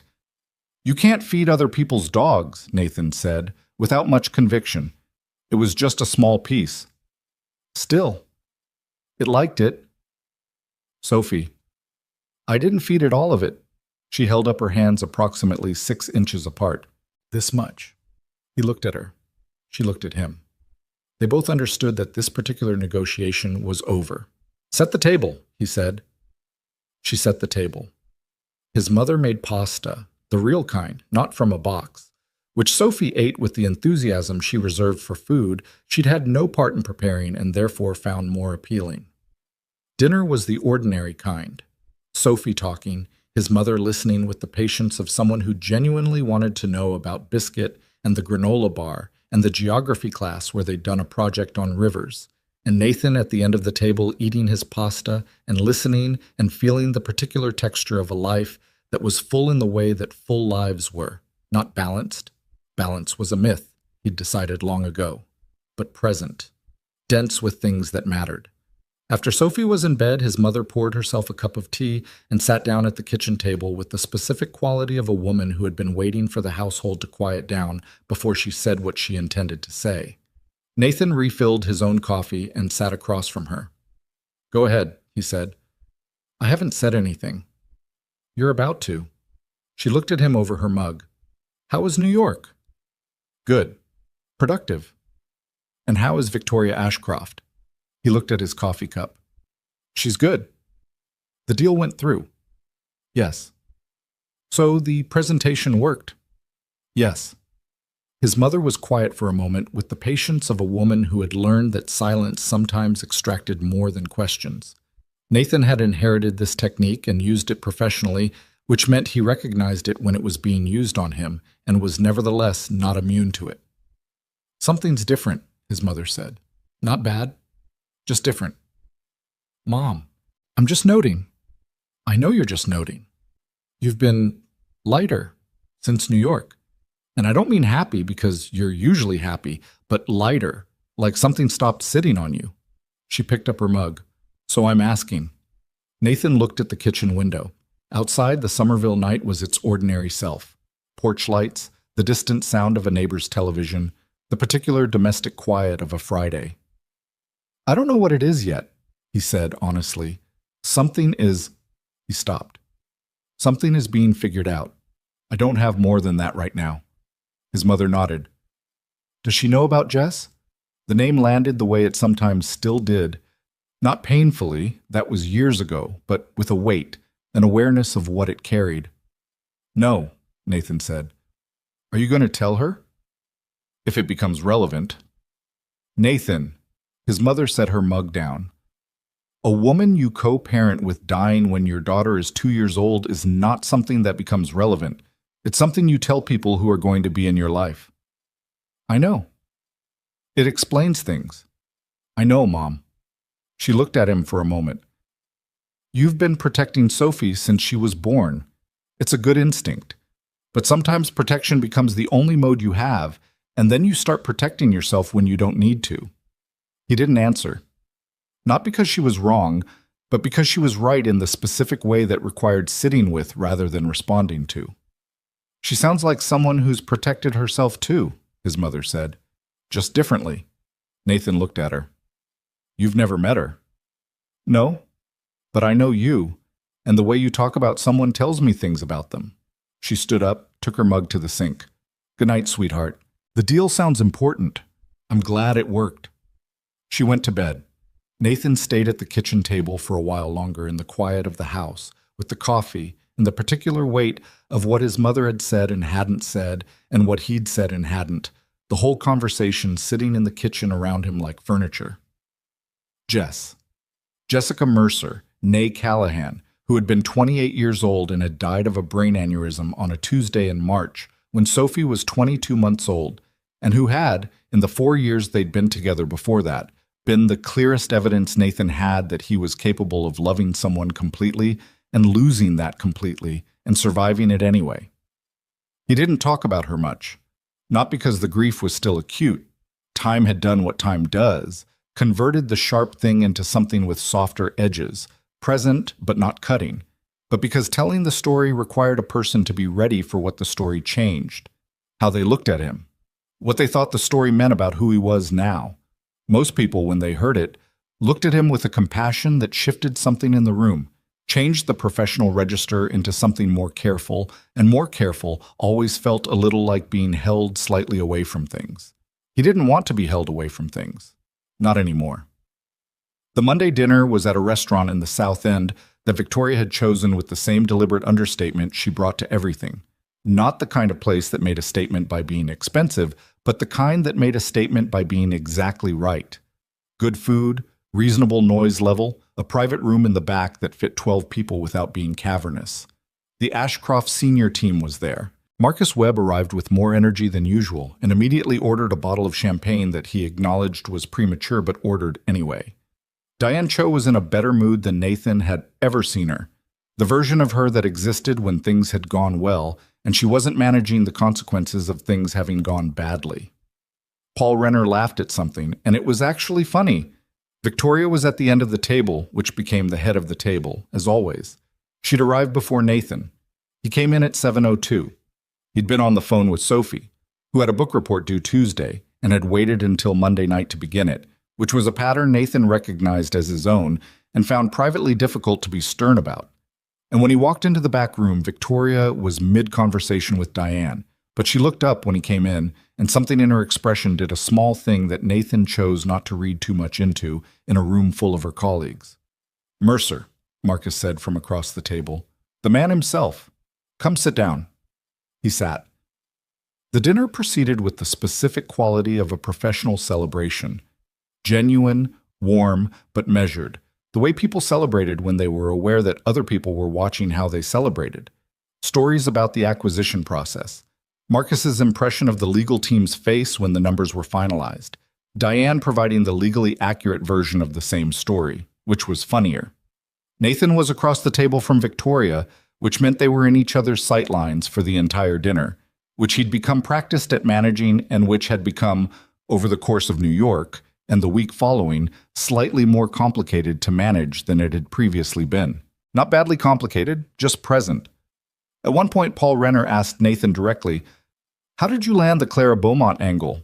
That came out of nowhere." It didn't come out of nowhere. It came out of reading the brief carefully and noticing who wasn't in it. The brief didn't mention Clara. Exactly. Paul looked at him. "So you built a whole section of the presentation around someone who wasn't in the brief. Around someone who should have been. The operational continuity of those properties lives with Clara. If we'd walked in without addressing her concerns, we'd have won Thomas and lost the deal anyway. How did you know her concerns without talking to her?" Nathan thought about the research files Victoria had compiled. The profile that mentioned Clara as the quiet engine. The operational decisions traceable to her fingerprints across 15 years of Meridian's internal consistency. "We did our homework," he said. Across the table, Victoria was looking at him with the expression that wasn't quite a smile. The almost one. The one he'd started to think of as specifically his, which was a thought he was not examining too closely in a room full of her senior team. Later, after the dinner ended and the table dispersed with the natural settling of an evening that had reached its conclusion, Nathan found himself standing outside the restaurant with Victoria on a May night in Boston that was warm enough to stand in without a coat, the city doing its evening version of itself, quieter than New York, more horizontal, with the specific quality of a place that knew what it was and wasn't competing with anything. Most of the team had gone. Diane had shared a cab with Paul. Marcus had made a generous speech about the future of the company and then left with the energy of a man with a train to catch. Nathan and Victoria were standing on the sidewalk with the particular absence of an agenda. "Good dinner," he said. "Marcus's toast was 12 minutes long," she said. 11. I counted. She almost smiled.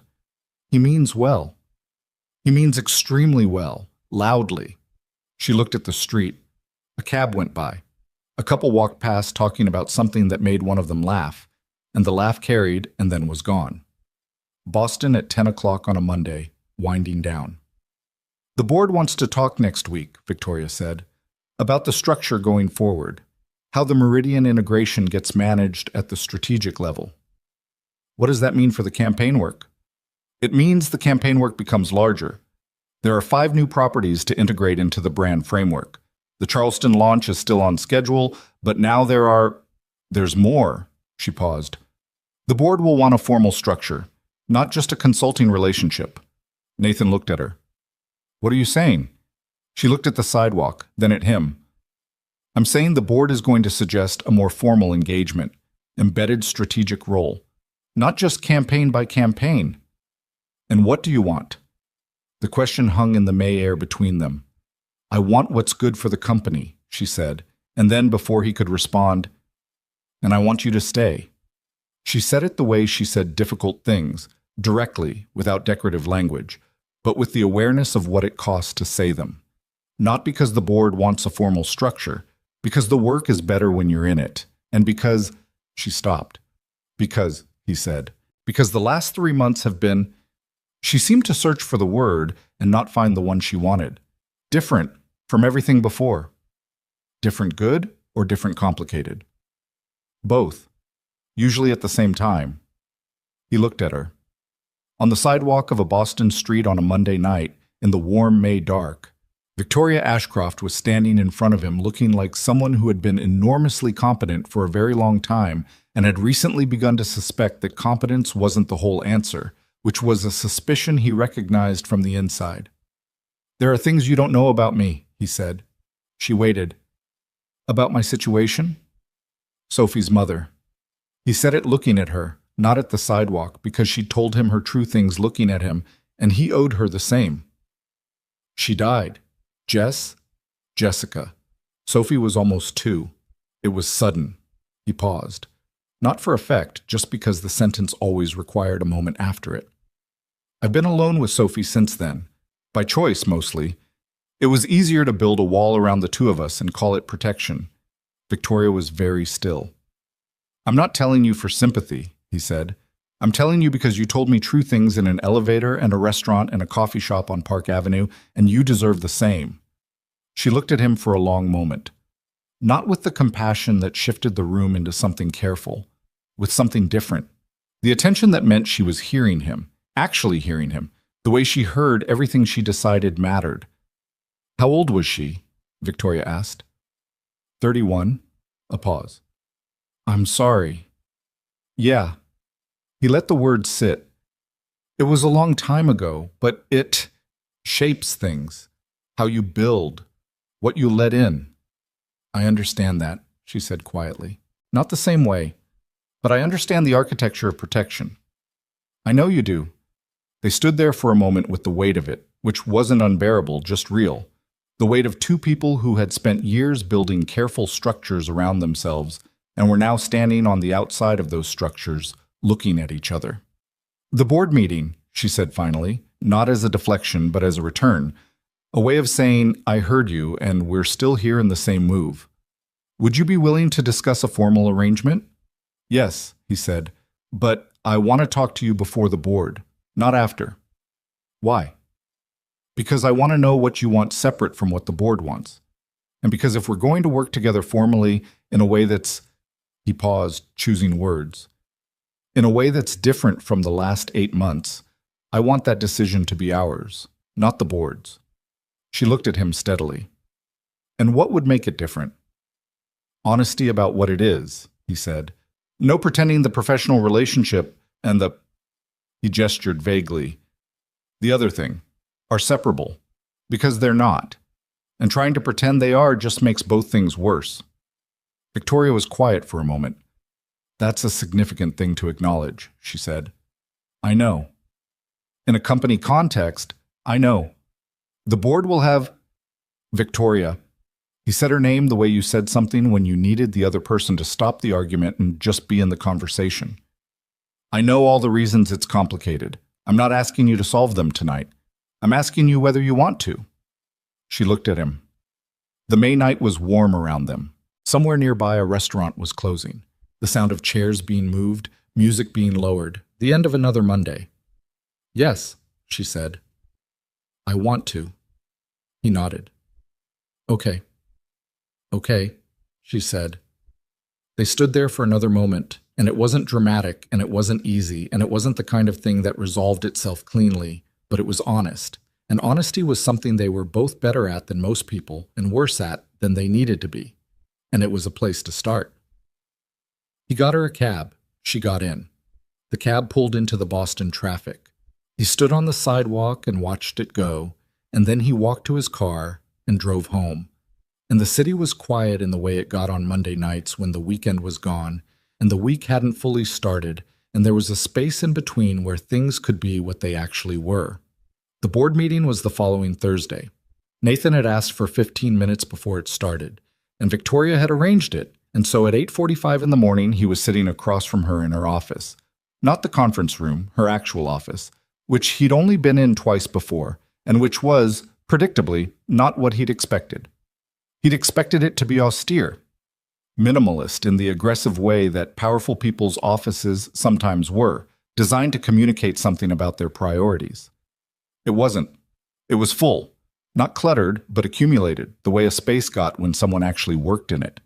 Books arranged by subject rather than aesthetics, a collection of architectural prints on one wall, a small framed photograph on the desk that Nathan had once caught a corner of and not looked at directly.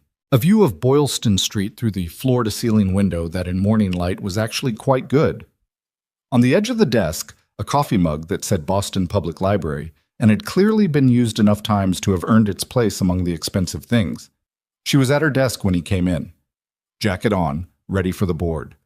She looked, he thought, like someone who had decided something and was carrying that decision cleanly.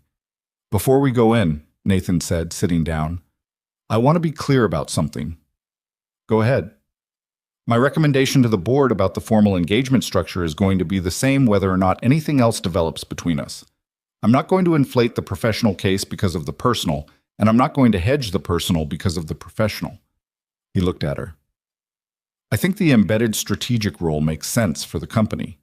That's a professional opinion. What happens after the board meeting is a separate conversation." Victoria looked at him with the expression she wore when she was seeing something clearly and deciding whether to say so. "You're worried I'll think you're recommending it for the wrong reasons. I'm making sure the air is clean before we go into a room where it matters." "The air has been clean," she said. "Between us. I think it's been clean for a while." "Yeah," he said. "I think so too." She held his gaze for a moment. Then she stood up, straightened her jacket, and picked up her portfolio with the movement of someone transitioning from one context to another, from the office that was hers to the room that was the company's. "Ready?" she said. "Ready." The board meeting was 12 people in the large conference room on the top floor, which had a view of Boston that Nathan registered every time and never got entirely used to. The board members he knew, the familiar faces, the familiar dynamics, the particular atmosphere of a room where significant decisions were made by people who were very aware they were making significant decisions. Victoria opened. She presented the Meridian acquisition in full, the deal structure, the integration timeline, the brand implications, the 5-year projection. It was the best he'd ever heard her present, which was something given that he'd watched her present under pressure in a Park Avenue law firm to a family who was deciding whether to trust her with 30 years of work. The board listened with the attention of people who were hearing what they'd hoped to hear and were recalibrating accordingly.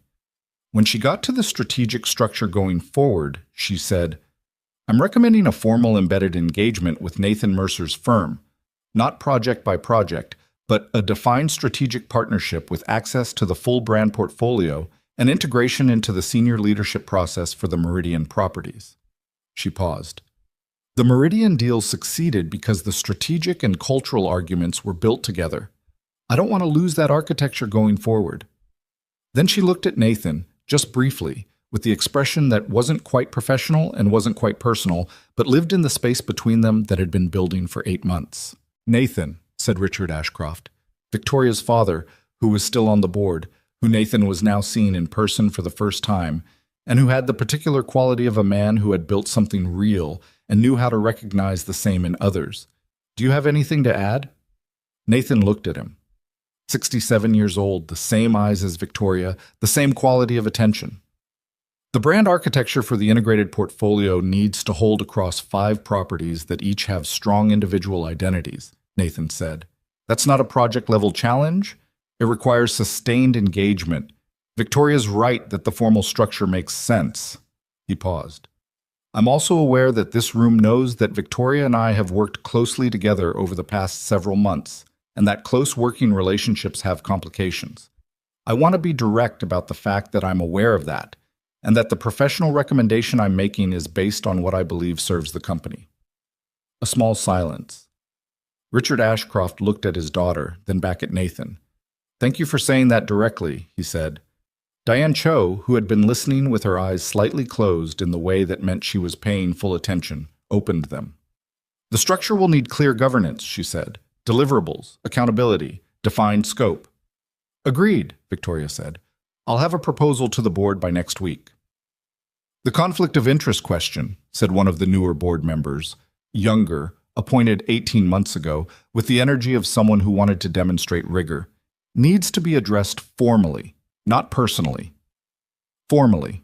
It will be, Victoria said, and her voice had the quality it had when she was containing something and choosing not to express it.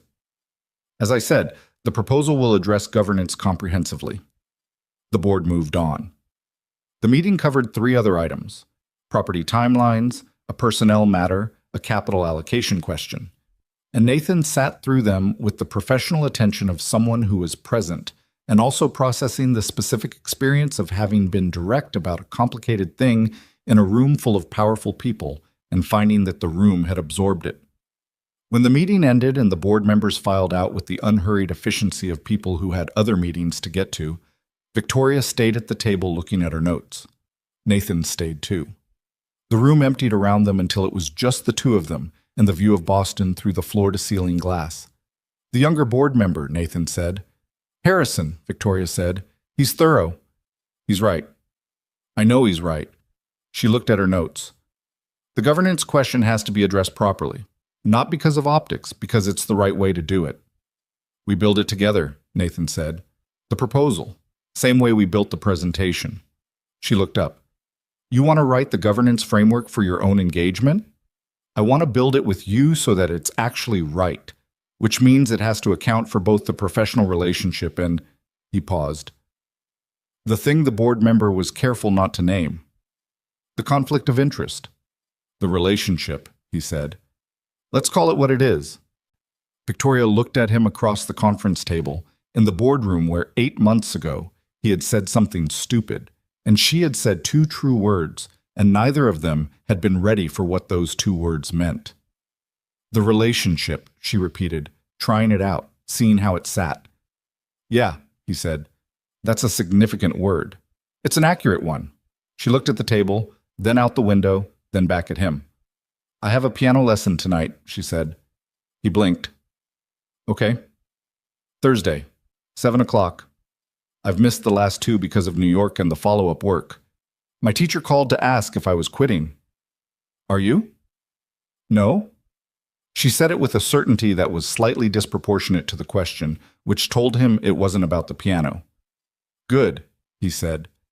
I told her I'd been, she paused, occupied. With work? With several things. She started gathering her notes. Professional again, or partially professional, the mode she moved into when she needed to let a moment exist without extending it beyond what she could manage. The governance proposal. I'll draft something by Wednesday. Send it to me Tuesday night. I'll have notes by morning. You'll be up at 1 in the morning with notes. Probably. She stood. Picked up her portfolio. At the door she paused. Not the elevator pause, not the same texture, but with the same quality of someone deciding something. Nathan, she said. He looked up from his own notes. After the piano lesson tonight. She was looking at him with the direct attention that was just how she looked at things, but warmer than the professional version and more careful than the open elevator version, something in between, something that was becoming its own category. I was going to call you to talk about the governance structure. It doesn't need to be discussed tonight. I know. A pause. I'd still like to call. He looked at her across the empty conference room, in the building on Boylston Street where they'd been having arguments and making things, and slowly, without planning to, building something that was larger than the sum of its professional parts. "Call," he said. She nodded, went to the door, stopped once more, her hand on the frame, looking back at him with the expression he had finally given a name to. Not the almost smile, not the professional assessment, not the careful deliberation, the one where she was letting him see her, actually see her, without the layers that a lifetime of being the billionaire's daughter and then the billionaire herself had accumulated. Just the person, the one who played Chopin badly on Thursday evenings and spent Saturday midnights reading old interviews and wanted someone in the room who was looking at her and not the title. "The presentation," she said. "You said let the room see the work, that it was real." "Yeah, that was good advice. Usually is." She almost smiled. "Don't be smug about it." "I'm being accurate." She left. He heard her heels down the corridor, then the elevator, and then the building's ordinary sounds reasserted themselves. The ventilation, the distant phone, the specific white noise of a professional space doing what professional spaces did. He sat in the empty conference room for another minute with the view of Boston and the quiet and the feeling of something that had been built carefully over a long time and was now standing. Not finished. Buildings were never finished. They just reached a point where you could live in them, but standing. He picked up his phone, texted Sophie's after-school program to confirm Thursday pickup, texted his mother to say he'd be home for dinner, opened his email and responded to 3 things that needed responding to. Then he closed his laptop, looked at the Boston skyline through the glass, the harbor visible in the distance, the afternoon light doing what it did to the city in May, which was make it look like it was worth all the trouble it took. It usually was. He thought about Tuesday night and the train and the coffee at 6:15 and a restaurant booth and the specific quality of Victoria Ashcroft's attention when she was really listening. He thought about an elevator at 14 floors and the way a door could be open an inch without being open all the way, and how sometimes an inch was enough to change the temperature of a room. He thought about Sophie's drawing, the house, the 2 figures, the third one with the long hair in the space where she'd put the sky. He gathered his things, took the elevator down, the one he didn't entirely trust, which today he got into without hesitation. Walked out onto Boylston Street into the May afternoon, which was warm and ordinary and entirely indifferent to the fact that something in him had shifted, was shifting still, the way tectonic things moved, slowly and then all at once and then quietly, as if they'd always been headed here. He walked to his car. He had 3 hours before Sophie needed picking up. He had a governance proposal to think about, and a Tuesday night draft to anticipate, and a phone call coming tonight after 7 from a woman who was learning a Chopin nocturne very badly and going back every week anyway. He drove home through the Boston afternoon, and the city was the same city it had always been. And he was the same person he had always been. And things were different anyway, which was how things worked when the changes were real. Not in the scenery, just in the person moving through it. His phone rang as he hit the on-ramp. His mother. "Dinner at 6, she said. "Sophie wants pasta again." "When does she not?" "She's also informed me that Biscuit was in the yard again this morning." "Of course he was." "She's building a case for a dog, Nathan. It's systematic. I want you to be prepared." He laughed. "I'm prepared." "You're not prepared. She has a spreadsheet, on paper, with crayons." He laughed harder. "I'll be home by 5:30. He hung up, merged onto the highway. The city fell away in the rearview mirror, the skyline shrinking to a line, and then a suggestion, and then the highway's corridor of trees and overpasses, and the ordinary geography of getting from one place to another. In 7 hours, his phone would ring with Victoria's number. He'd pick up. They'd talk about governance structures and possibly not only about governance structures, and somewhere across Boston, she'd be sitting in a room with a patient 70-year-old teacher and a piano she hadn't mastered and a piece of music that sounded like someone feeling something privately, and she'd be choosing to show up for it anyway. Which, he had come to understand, was the whole thing. Not the deal. Not the strategy. Not the title or the portfolio or the largest acquisition in the company's history. The showing up. The choosing to be there. The deciding that something was worth the particular vulnerability of being seen doing it badly, or being seen at all by someone who was paying real attention. That was the whole thing. He put on the radio, drove home. It was a Tuesday in May in Boston, and the air smelled like it meant to stay warm for a while. And he was going home to his daughter and her crayon spreadsheet and the case she was building for a dog. And tonight his phone would ring, and he would pick up. The phone call happened the way she'd said it would. After 7, after the piano lesson, the number appearing on his screen while he was sitting on the back porch with a beer he'd opened 40 minutes ago and mostly forgotten about. He picked up on the second ring. "How was the lesson?" he said, instead of hello. A pause. Then, "She made me play the same 8 measures 14 times. The same 8 measures. The transition in the middle. She stopped. He could hear something in the background that might have been traffic, which meant she was walking, which meant she'd called from the street outside the teacher's building. "I keep tensing before the hard part. She says I'm bracing for the difficulty instead of moving through it. That sounds like useful feedback. It sounds like a description of a personality flaw. Those aren't mutually exclusive." She made a sound that was not quite a laugh, but was in the same neighborhood. He'd been collecting those. The sounds she made that weren't the professional register, the ones that were just her, unedited, arriving through a phone at 9 o'clock on a Thursday. "The governance draft," she said. "I haven't looked at it yet. You said you'd send it Tuesday." "I sent it tonight instead, after the lesson." He looked at his phone. He had an email from her time-stamped 8:47. "I haven't checked email since dinner." "I know. I sent it knowing you wouldn't see it until tomorrow, which is why I'm telling you now." "What's in it?" A pause. The street sound in the background settled. She'd stopped walking. "Most of what you'd expect: scope definition, deliverable structure, accountability framework." Diane reviewed the conflict of interest language. Another pause. "And a section at the end that Diane didn't review." He waited. "I wrote it myself," Victoria said. "Late, after the draft was otherwise done." She was using the careful voice, the one that meant she was being more honest than comfortable. "It outlines how we handle the personal relationship inside a professional structure, not legally. That part is covered elsewhere. This is the philosophy of it. How we protect both things without pretending one of them doesn't exist."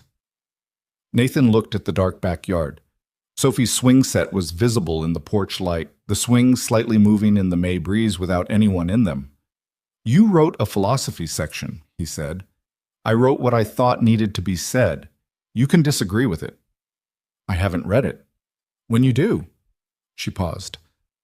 "Tell me what you actually think, not the version that's trying to be diplomatic." "Have I ever given you the diplomatic version?" "Once or twice. You're better at directness than you give yourself credit for, but you still do the reframing thing sometimes when you don't want to have the harder conversation." He was quiet for a second. She wasn't wrong, which was the specific irritation of being known accurately by someone. "I'll read it tonight," he said. "You don't have to." "I'll read it tonight. I'll call you tomorrow." A pause. "Okay." "Victoria." "Yes?" "The 8 measures," he said. "You'll get through them." The not quite laugh again. "My teacher says I will. She says I'm stubborn enough." "She's right." "Good night, Nathan." "Good night." He read the governance draft at 10:15, after Sophie was asleep and the house had settled into its nighttime self. The professional sections were exactly what he'd expected. Thorough, well-structured, Diane's legal precision evident throughout. The conflict of interest language was specific and workable, the kind of framework that acknowledged reality rather than trying to legislate it away. The section at the end was different. She titled it simply, "On Working with Someone You Have Also Chosen." It was 4 paragraphs. No bullet points, no subheadings, just the clean, clear prose she wrote when she was writing for herself rather than for the company. She wrote that professional relationships and personal ones weren't separable once they'd become entangled, and that pretending otherwise was the kind of dishonesty that corroded both. She wrote that the goal wasn't to keep the two things apart, but to keep them honest, to be clear, always, about when a decision was professional and when it was personal and when it was both, and to have a framework for talking about that distinction without either person losing themselves to the other's context.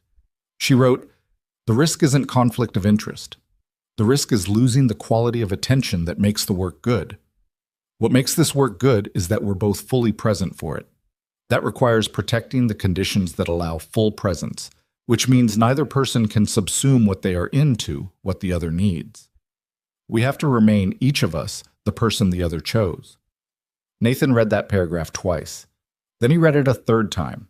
He put the laptop down, sat in the kitchen in the quiet, with the paragraph and what it said and what it meant that she had written it, had found those specific words at some point late at night after a piano lesson, and sent them to him knowing he would read them and understand what she was actually saying. We have to remain, each of us, the person the other chose. He'd spent 4 years after Jess building the wall his mother had named, building it carefully, brick by brick, calling it protection, because protection was the right word for what Sophie needed and the wrong word for what he'd extended it to cover. He'd stopped being the person who let things in because letting things in meant losing things, and losing things hurt in a way he'd decided he wasn't willing to do again. The wall had worked. Sophie was good, was whole, was the best thing in his life. The professional life was genuinely good. The work he was proud of, the reputation earned rather than inherited, the specific satisfaction of doing something difficult well. But his mother had said, sometimes protection becomes the only mode you have. And standing on the Boylston Street sidewalk on a Monday night in May, he'd looked at a woman who had her own architecture of protection and thought, yeah, enough of this.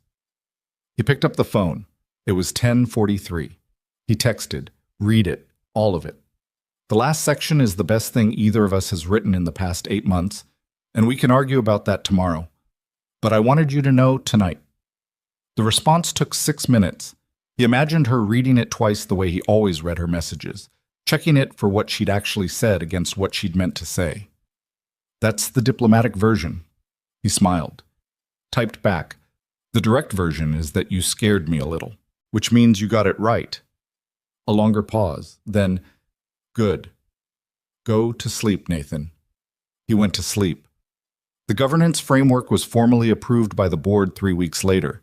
Diane had added 2 provisions to the final section, both reasonable, both the kind of thing that a legally sound document needed, and that the personal philosophy version couldn't substitute for.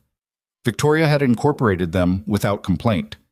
Nathan had reviewed the final version and signed it in the Boylston Street conference room on a Wednesday morning while Marcus Webb made a joke about paper trails that nobody laughed at, which Marcus acknowledged and moved on from with the resilience of a man who had survived worse rooms. What changed after the framework was signed was not dramatic. Nothing changed overnight. What changed was the texture of the daily work, the emails, the calls, the sessions in the conference room, and occasionally in Nathan's own office on the Cambridge side of the river, which Victoria had visited twice now, and which she'd looked around with the attention of someone inventorying a place rather than just passing through it. She'd noticed the paper notebooks immediately. You have 12 of them, she said, on the first visit. That seems about right. That's aggressively retro. Your assistant told me the same thing 8 months ago. My assistant is wrong about most things, but occasionally right. She picked up the top notebook, put it down without opening it, which he noted. It works for you. It does. The way the piano works for me. Badly at first. She looked at him. Still somewhat badly. But you go back. Every Thursday. She looked at the notebook again. She told me last week that I'm getting somewhere, which from her means I'm almost not terrible. High praise. Extraordinary praise coming from her. What changed in the weeks after the framework was that the space between professional and personal became less of a line Nathan was careful not to cross, and more of a room they both moved through with increasing ease. He called her on a Saturday when he was reviewing the Meridian integration timeline and had a question that couldn't wait, and she answered from what sounded like a grocery store, which was somehow the most humanizing thing he'd ever heard from her. The particular background noise of a person doing ordinary Saturday errands, cartwheels on tile, and the overhead announcement about a sale on something he didn't catch. You're at a grocery store, he said. I also eat food. I know, what's the question, Nathan? He asked the question. She answered it, correctly, efficiently, from the middle of a grocery store on a Saturday, and then said, "Anything else?" And he said, "No, that's it." And she said, "What? Good, I need to find the olive oil," and hung up. He stood in his kitchen and felt something he could only describe as fond, which was not a professional feeling and which he stopped trying to categorize. The harder thing, the thing that didn't resolve itself in 3 weeks or with a signed governance document, was Sophie. Not because Sophie was difficult about it. She wasn't. She was 6 going on 7, and her primary concerns were Biscuit the Beagle next door and the book report she had technically completed but was reconsidering. And she absorbed new information about her world with the practical flexibility of a child who had always lived in a world that required flexibility.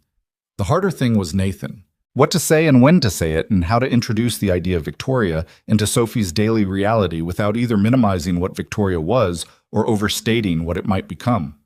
He talked to his mother about it on a Sunday afternoon while Sophie was in the backyard engaged in what appeared to be a complex diplomatic negotiation with Biscuit through the fence. "Just be honest with her," his mother said. "She's smarter than you give her credit for." "I give her enormous credit." "You give her appropriate credit for a 6-year-old. She's not 6 on the inside." "She's literally 6.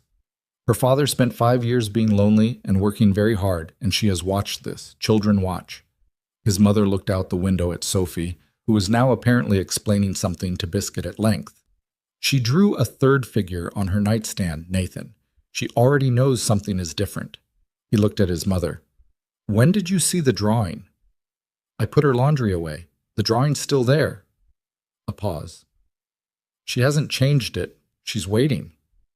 That evening, after dinner, Nathan sat on Sophie's bed while she arranged her stuffed animals in the specific configuration that was apparently required before sleep could be initiated, and he said, "Soph, you remember Victoria from the FaceTime in New York?"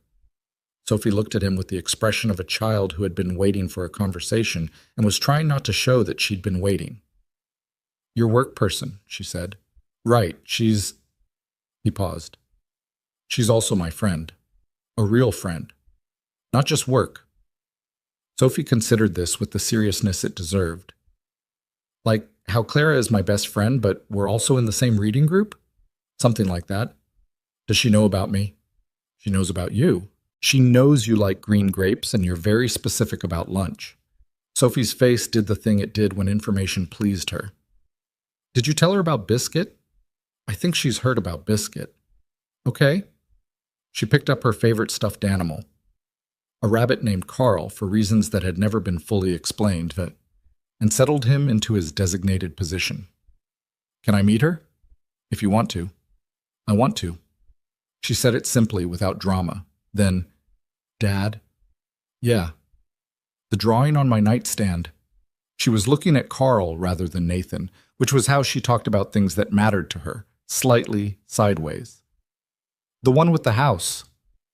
"I saw it." "I put someone in it." A pause. "I didn't know who. I just knew there was supposed to be someone." Nathan looked at his daughter.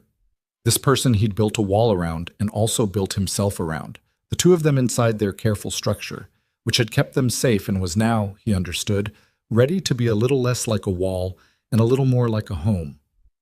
"I know," he said. "I think I did too." Sophie looked at him then, directly, with the dark, wide-set eyes that were Jess's and the directness that was his own. "Is it her?" she asked.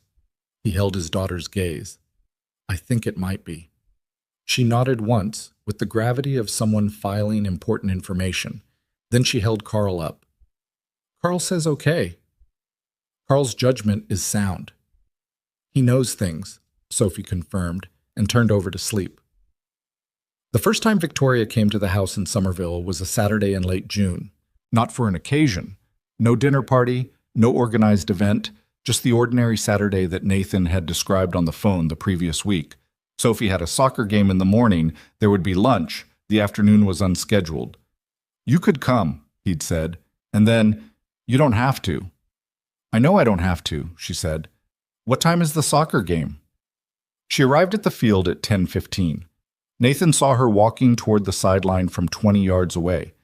She was in clothes he'd never seen, genuinely casual, jeans and a light jacket, which somehow surprised him even though it shouldn't have. He'd known intellectually that she owned casual clothes. Seeing her in them was different. She stood beside him on the sideline. Sophie was on the field, playing left midfielder with the focused energy of a child who took soccer seriously, partly because she was genuinely good at it, and partly because she was competitive in the way that ran in her family. "Which one is she?" Victoria asked. "Number 7, the one currently arguing with the referee." Victoria looked. Sophie was indeed in a spirited discussion with the teenage referee about a call that had not gone her way. The referee was holding his ground, which was the correct professional decision. Sophie accepted the ruling with visible reluctance and went back to her position. "She argues with referees," Victoria said. "She argues with everyone. It's a phase." He paused. "It's probably not a phase."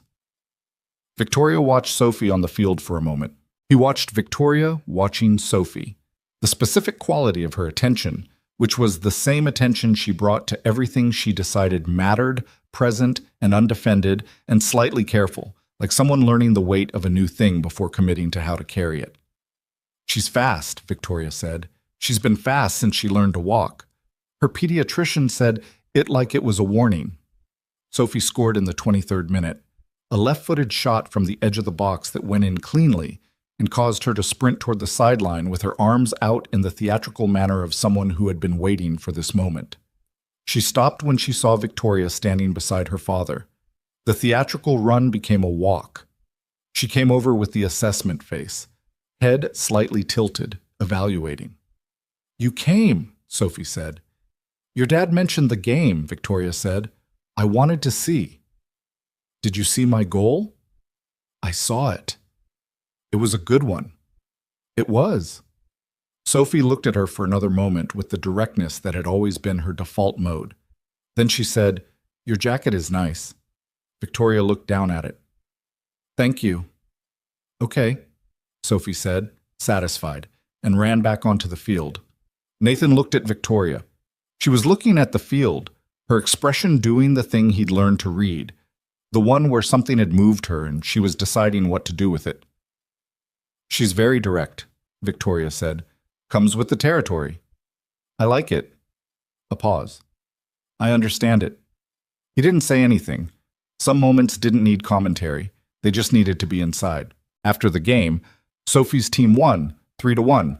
Sophie providing 1 goal and 1 assist and 1 particularly dramatic fall that produced no injury but significant theatrical effect.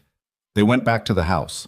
Sophie talked for the entire drive, recounting the game in detail that was both accurate and enhanced, and Victoria sat in the passenger seat listening with the specific quality of someone who was genuinely interested rather than politely present. Lunch was sandwiches, which Nathan made while Sophie showed Victoria the backyard and the fence, and Biscuit, who happened to be in the neighbor's yard, and Nathan watched through the kitchen window as his daughter introduced Victoria to a beagle through a chain-link fence with the gravity of someone introducing 2 important people at a significant occasion. Victoria crouched down to look at the dog through the fence, said something Nathan couldn't hear. Sophie laughed. The full version, the one she gave to things that were actually funny to her, not the polite version. Nathan turned back to the sandwiches. He cut them diagonally. Lunch was the ordinary kind. The table a little full with Sophie's energy, which always expanded to fill available space, with Victoria navigating it carefully and not perfectly, occasionally not knowing where to step, but recovering without making it a production. She asked Sophie about the book report. Sophie gave her a detailed account of its composition, which included 2 revisions and a significant disagreement with Nathan about the concluding paragraph. "What was the disagreement?" Victoria asked. "Dad said I should end with what the book meant to me. I said I didn't want to. It felt like showing too much." Victoria looked at her. "What did you end up writing?" "What it meant to me." Sophie picked up her grape. "He was right." "He usually is," Victoria said, and Nathan looked up from his sandwich and found her looking at him with the expression he'd finally named, the open one, the one that had surprised her the first time and which she'd stopped trying to manage, which was the best thing she'd given him, better than the strategy and the partnership and the late-night emails, just that. Stop trying to manage what she felt in front of him. After lunch, Sophie disappeared upstairs for the specific post-soccer game crash that Nathan had learned to anticipate, leaving the kitchen quiet and the afternoon extended in front of them without agenda. Nathan made coffee. Victoria sat at the kitchen table, which she did now without the slight formal quality she'd had the first time she'd been in a space that was his rather than professional. "She's extraordinary," Victoria said. "I know." He set a mug in front of her. "She's also a lot." "She's a lot in the way that things worth a lot are a lot." Victoria wrapped her hands around the mug. "She makes the room feel occupied. She gets that from her mother." He said it simply, the way he'd learned to say it, without the weight that used to come with it, which didn't mean the weight was gone, just that he'd gotten better at carrying it without letting it change his posture. Jess was like that, present in a way that you felt. Victoria looked at him. "Tell me about her." He'd expected the question and was still slightly unprepared for it. He thought about the deflection available to him, the subject change, the brevity, the version of the story that gave enough to satisfy without giving what it actually cost to tell. He didn't take it. He told her about Jess, not the tragedy of it, not the ending, but the person. How she'd been a high school art teacher who brought the same chaotic generative energy to her classroom that Sophie brought to every room she entered. And how Nathan had fallen in love with her at 26 in the way you fell in love at 26, completely and without much strategy, and how they'd had 4 years that were genuinely good, not perfect. They fought about money and about his work hours and about whether to get a dog. Sophie's position on dogs was, he noted, not new. And then the Tuesday in March, and the hospital, and the specific unbearable fact of a world that continued anyway. "I didn't fall apart," he said. "That surprised me. I thought I would. I had Sophie and I had work, and I had my mother showing up 3 days later with a suitcase and just staying, and the machinery of daily life doesn't stop for grief. It just incorporates it, and eventually—" He paused. "Eventually the grief becomes part of the structure rather than the thing destroying the structure. It's still there. It's just load-bearing now." Victoria was quiet. She wasn't trying to respond yet, which was what he'd needed from her. Just the listening, the actual presence. "You never tried again," she said. "After." "I told myself it was for Sophie, that it was protection." He looked at his coffee. "It was partly true. And partly it was easier to be certain of loss than uncertain of something new." "Until," she said. "Until," he agreed. She looked at him across the kitchen table, the ordinary kitchen table in the Somerville house with Sophie's school artwork still on the refrigerator, and the specific comfortable disorder of a house that was actually lived in. And what she said next, she said without the careful voice, without the managed register, just directly, the way she said things when she'd stopped calculating the cost. "I've been afraid of this," she said. "Not you specifically, the size of it. You and Sophie, that's not... I'm not walking into something small, and I haven't..." She stopped. Started again. "I've been very good at things that could be contained. Work, projects, problems with solutions. This doesn't have a solution." "No," Nathan said. "It doesn't." "That's supposed to be reassuring?" "It's supposed to be honest." He looked at her. "You don't need it to have a solution. You need it to be worth the uncertainty." She was quiet for a moment. Outside, the June afternoon was warm and full, the kind of day that Boston produced occasionally, as if to compensate for everything it put you through from November to April. Generous, unhurried, the light in the backyard coming through the kitchen window and landing on the table between them. "It's worth it," she said. "I want you to know that. I've been circling it for weeks and I'm done circling." She met his eyes. "It's worth it." He reached across the table. Not dramatically, just put his hand on the table, palm up, and she looked at it for a moment and then put her hand in it, and they sat there in the kitchen of his house on a Saturday in June with the light coming in and the upstairs quiet and the ordinary afternoon around them. It wasn't the elevator, and it wasn't the coffee shop, and it wasn't the restaurant in New York, or the boardroom, or any of the places where things had almost been said and then not been said. It was the kitchen, the ordinary kitchen, with the dinosaur magnet on the refrigerator and the slightly uneven table and the very average coffee he'd made and the sound of a house where a child was asleep upstairs. It was the right place. He hadn't known until it was happening, but it was. The months that followed were not a montage. That was the thing about real life that stories tended to skip over. The way change happened not in a series of clean turning points, but in the accumulated weight of ordinary days, each one unremarkable individually and significant in aggregate. Victoria met Nathan's mother on a Sunday in July.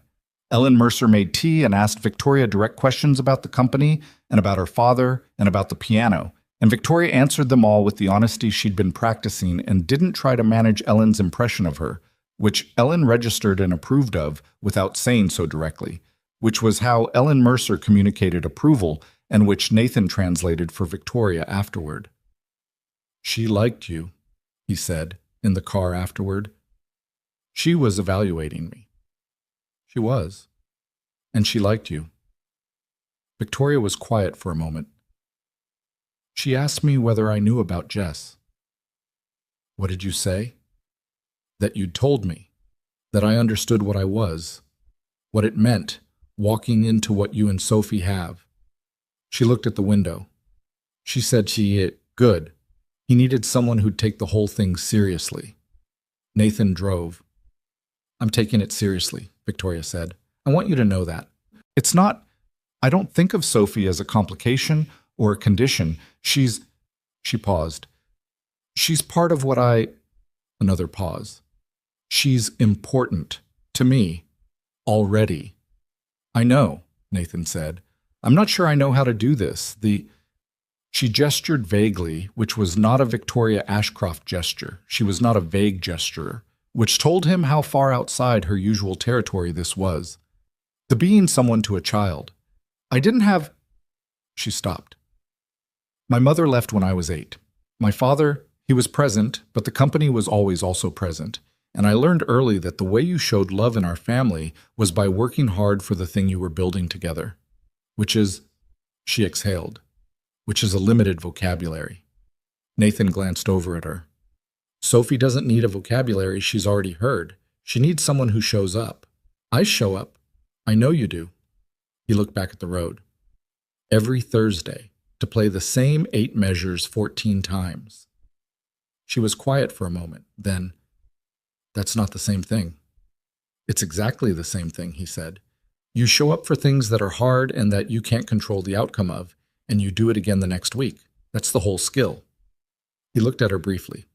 "You already have it. You've had it for a while." She didn't respond, but when he reached across and put his hand briefly on hers on the center console, she turned her hand over and held it, and didn't let go until they reached the exit. Sophie's 7th birthday was in September. She requested a party with a specific theme that had changed 4 times in the preceding 6 weeks, and finally settled on dogs, which Nathan accepted as both thematically consistent and a long game he'd apparently been losing for 2 years.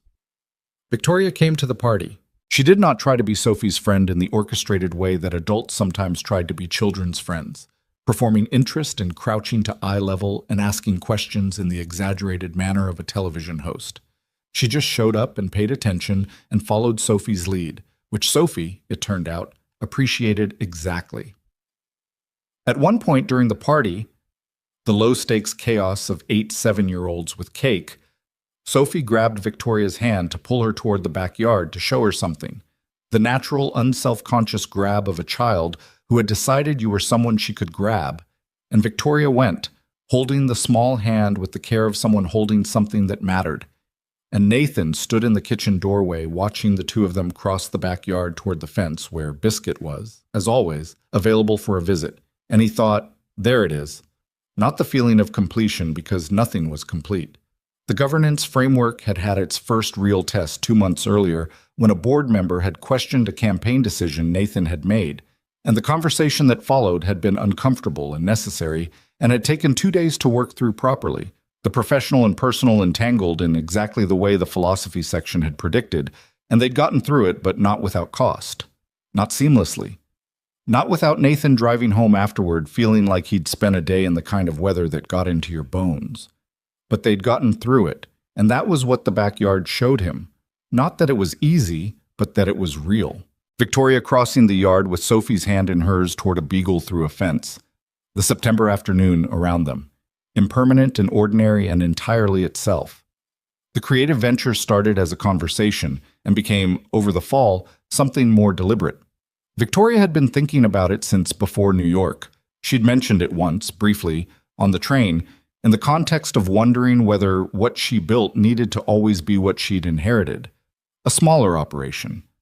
More focused, something that applied the stewardship philosophy to something new, rather than to the management of what existed. A hospitality consultancy, she said one evening, sitting at Nathan's kitchen table with her laptop and the remains of dinner. Not competing with Ashcroft, complementing it, working with independent properties that want to grow without losing what makes them work. You'd be working with properties like the Meridian ones were before the acquisition. Exactly like those. She looked at the screen. I've been thinking about it since Thomas Beaumont's phrase. Someone was happy they arrived. That's the whole thing. That's what gets lost when hospitality becomes purely industrial. And what's my role in this? She looked at him. What do you want it to be? He considered it. Strategic and creative direction, not execution. I'm not dissolving my firm, but the foundational work, the architecture. That's what I was thinking. She looked back at the screen. It would be smaller than what either of us does independently. Less revenue, at least initially, more deliberate. You're not doing this for the revenue. No. What are you doing it for? She was quiet for a moment, looking at something in the middle distance that wasn't the laptop. Because I've spent 10 years building something my father started, and I'm proud of it. And I want to build something that I started. That is, she paused, that is made of what I actually believe. He looked at her across the kitchen table. She was 30 years old and had run a company since she was 26 and had played the Chopin Nocturne badly every Thursday for 8 months, and had walked across a Somerville backyard holding his daughter's hand, and had written a philosophy section about what it meant to remain the person the other person had chosen. Okay, he said. Okay? Yes. She looked at him. You're not going to need a week to think about it? I've been thinking about it since you mentioned it on the train. A pause. I mentioned it once, briefly. I know, I thought about it anyway. He looked at the table. The Meridian work, the stewardship framework. That's the best strategic work I've done in years, possibly ever. I want to do more of it. With me specifically, or Victoria. She stopped. With you specifically, he said. She looked at her laptop for a moment, then she closed it. The deliberate close, the one that meant she was done working for the night and present for whatever came after. We'll need a name, she said. We will. Something that isn't either of our last names. Agreed. I'll think about it. So will I. He stood, picked up the dinner plates. Sophie had an idea last week, for the record. Victoria looked up. You told Sophie? I mentioned we were thinking about a new project. She asked questions. She always asks questions. He brought the plates to the sink. Her suggestion was something with the word home in it. Victoria was quiet. She said, a good hotel is like a home, but for people who need one for a while, Nathan said. She heard Thomas Beaumont's phrase, apparently, from the presentation materials I left on the table once. She read your presentation materials. She reads everything she can reach. It's a problem. He turned off the water, turned around. But she's not wrong about the word.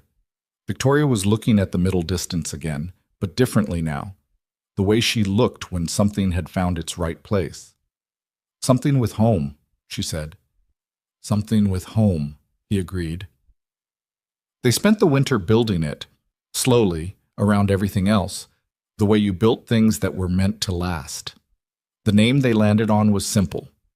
Hearth and Standard, which Nathan had suggested on a Thursday evening over the phone after a week of options that hadn't quite been right, and which Victoria had been quiet about for 15 seconds before saying, yes, that's it.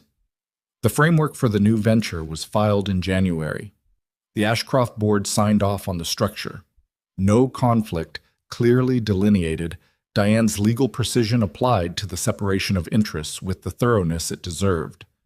The first client came through a referral from Thomas Beaumont, who had heard about the venture through Clara, who had called Victoria in November to say that the post-acquisition integration was going better than she'd expected, and that she had a colleague in Vermont who had been looking for exactly this kind of work. The Vermont property was a family-run inn that had been operating since the 70s, and that had reached the specific crossroads that small hospitality businesses reached when the generation that built them was ready to step back, and the generation inheriting them needed to understand what they were inheriting.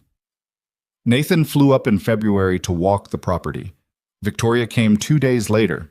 They met the family, three siblings in their mid-30s who were simultaneously committed to the inn and terrified of what commitment would cost them, and spent 2 days listening, not presenting, listening, the way Thomas Beaumont had said he'd wanted someone to listen 30 years ago, before he'd learned to ask for it. On the drive back to the airport, Victoria looked out at the Vermont winter, February serious, the kind of cold that had committed, and said, "This is what it's supposed to feel like." "Yeah," Nathan said. "The Ashcroft work was right. This is more right. Both things can be true." "I know." She looked at him. "I'm not leaving Ashcroft. I'm adding this. I'm adding—" She paused. "I'm adding the thing I do because I believe it rather than because I inherited it." He looked at the road. "Your father would understand that." "He does understand it.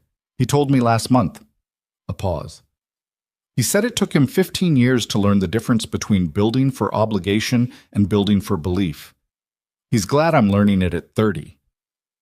They drove through the Vermont cold, and the heater worked inconsistently in the rental car, and the road needed plowing and hadn't been yet, and they were quiet in the way of two people who had said what needed saying and were comfortable now with the silence that followed. At the airport, standing at the security line where they'd be going separate gates, Nathan's flight was 40 minutes before hers. She said, "The piano teacher." "What about her?" "She told me last week that I've learned the 8 measures." Victoria was looking at her boarding pass, not at him. "She said I stopped bracing and started moving through it. That's the whole skill," he said. She looked up. The open expression, the one she'd stopped managing, the one that was just hers, just her, the person under the position, and the portfolio and the careful architecture of a life built to protect something that had always been worth protecting. "I know," she said. "I've been practicing." He kissed her there, at the airport security line in Vermont in February, which was not a planned moment and which was witnessed by approximately 7 people who had no context for it and didn't need any. She kissed him back with the same quality she brought to everything she decided was worth doing. Fully, without reservation, the way you did something when you'd stopped calculating whether you could afford it. When he pulled back, she was still looking at him, and he was looking at her, and the security line moved around them with the ordinary impatience of people trying to get somewhere. "Go," she said. "You'll miss your flight." "I won't." "You might." "I won't." He picked up his bag. "I'll call you from Boston." "I know you will." He went through security. At the first bend in the line, he looked back. She was still standing where he'd left her, boarding pass in hand, watching him go. And she didn't wave and he didn't wave, but she was still looking and he was still looking, and that was enough. In the end, what Nathan understood, not in a flash, not in any single moment, but gradually, the way you understood things that were worth understanding, was that love was not the dramatic arrival of something new. It was the recognition of what had been building the whole time. 8 months of friction that was never indifference. Late-night emails and phone calls, and a train ride where neither of them could stop working long enough to pretend they weren't exactly where they needed to be. 2 words in a boardroom. A hand held across a kitchen table. A child walking across a September backyard toward a fence and a beagle, and a woman who was learning for the first time that showing up was the vocabulary she'd been missing. He'd spent 4 years protecting the life he had. It was a good life, a real one, built on loss and love, and the ordinary difficult work of raising a person alone in a world that didn't accommodate that work as well as it should. He didn't regret the wall. It had kept them safe when safe was what they needed. But his mother had been right. Protection that never opened was just a smaller room. And Victoria, difficult, precise, midnight researching, badly piano-playing Victoria, had not asked him to take the wall down. She just stood outside it long enough, with enough patience and enough honesty and enough of her own walls coming down, that eventually he'd done it himself. That was the thing about choosing someone. It wasn't one decision, it was the accumulation of small ones. The phone picked up, the call made, the philosophy section written at midnight, the hand palm up on the kitchen table, the airport line in February, the showing up, the staying. Sophie put a new drawing on her nightstand in March. Same house, same two figures. Same third figure with the long hair. But this time she'd added something. A dog in the corner, brown and white. A name tag visible in the crayon detail. The name tag said Biscuit. Nathan saw it when he was putting laundry away and stood in the doorway for a moment looking at it with the particular feeling of a life that had made room for more than he'd planned to let in and was better for it in the complicated, imperfect, entirely real way that things were better when they were actually true. Sophie got a dog in April, a beagle, 8 weeks old, from a rescue organization in Somerville that had been recommended by, improbably, Clara Beaumont, who had mentioned offhand on a call about the Vermont property that she volunteered there on weekends. Sophie named him Biscuit too. The original Biscuit, she clarified, was still next door and remained a friend.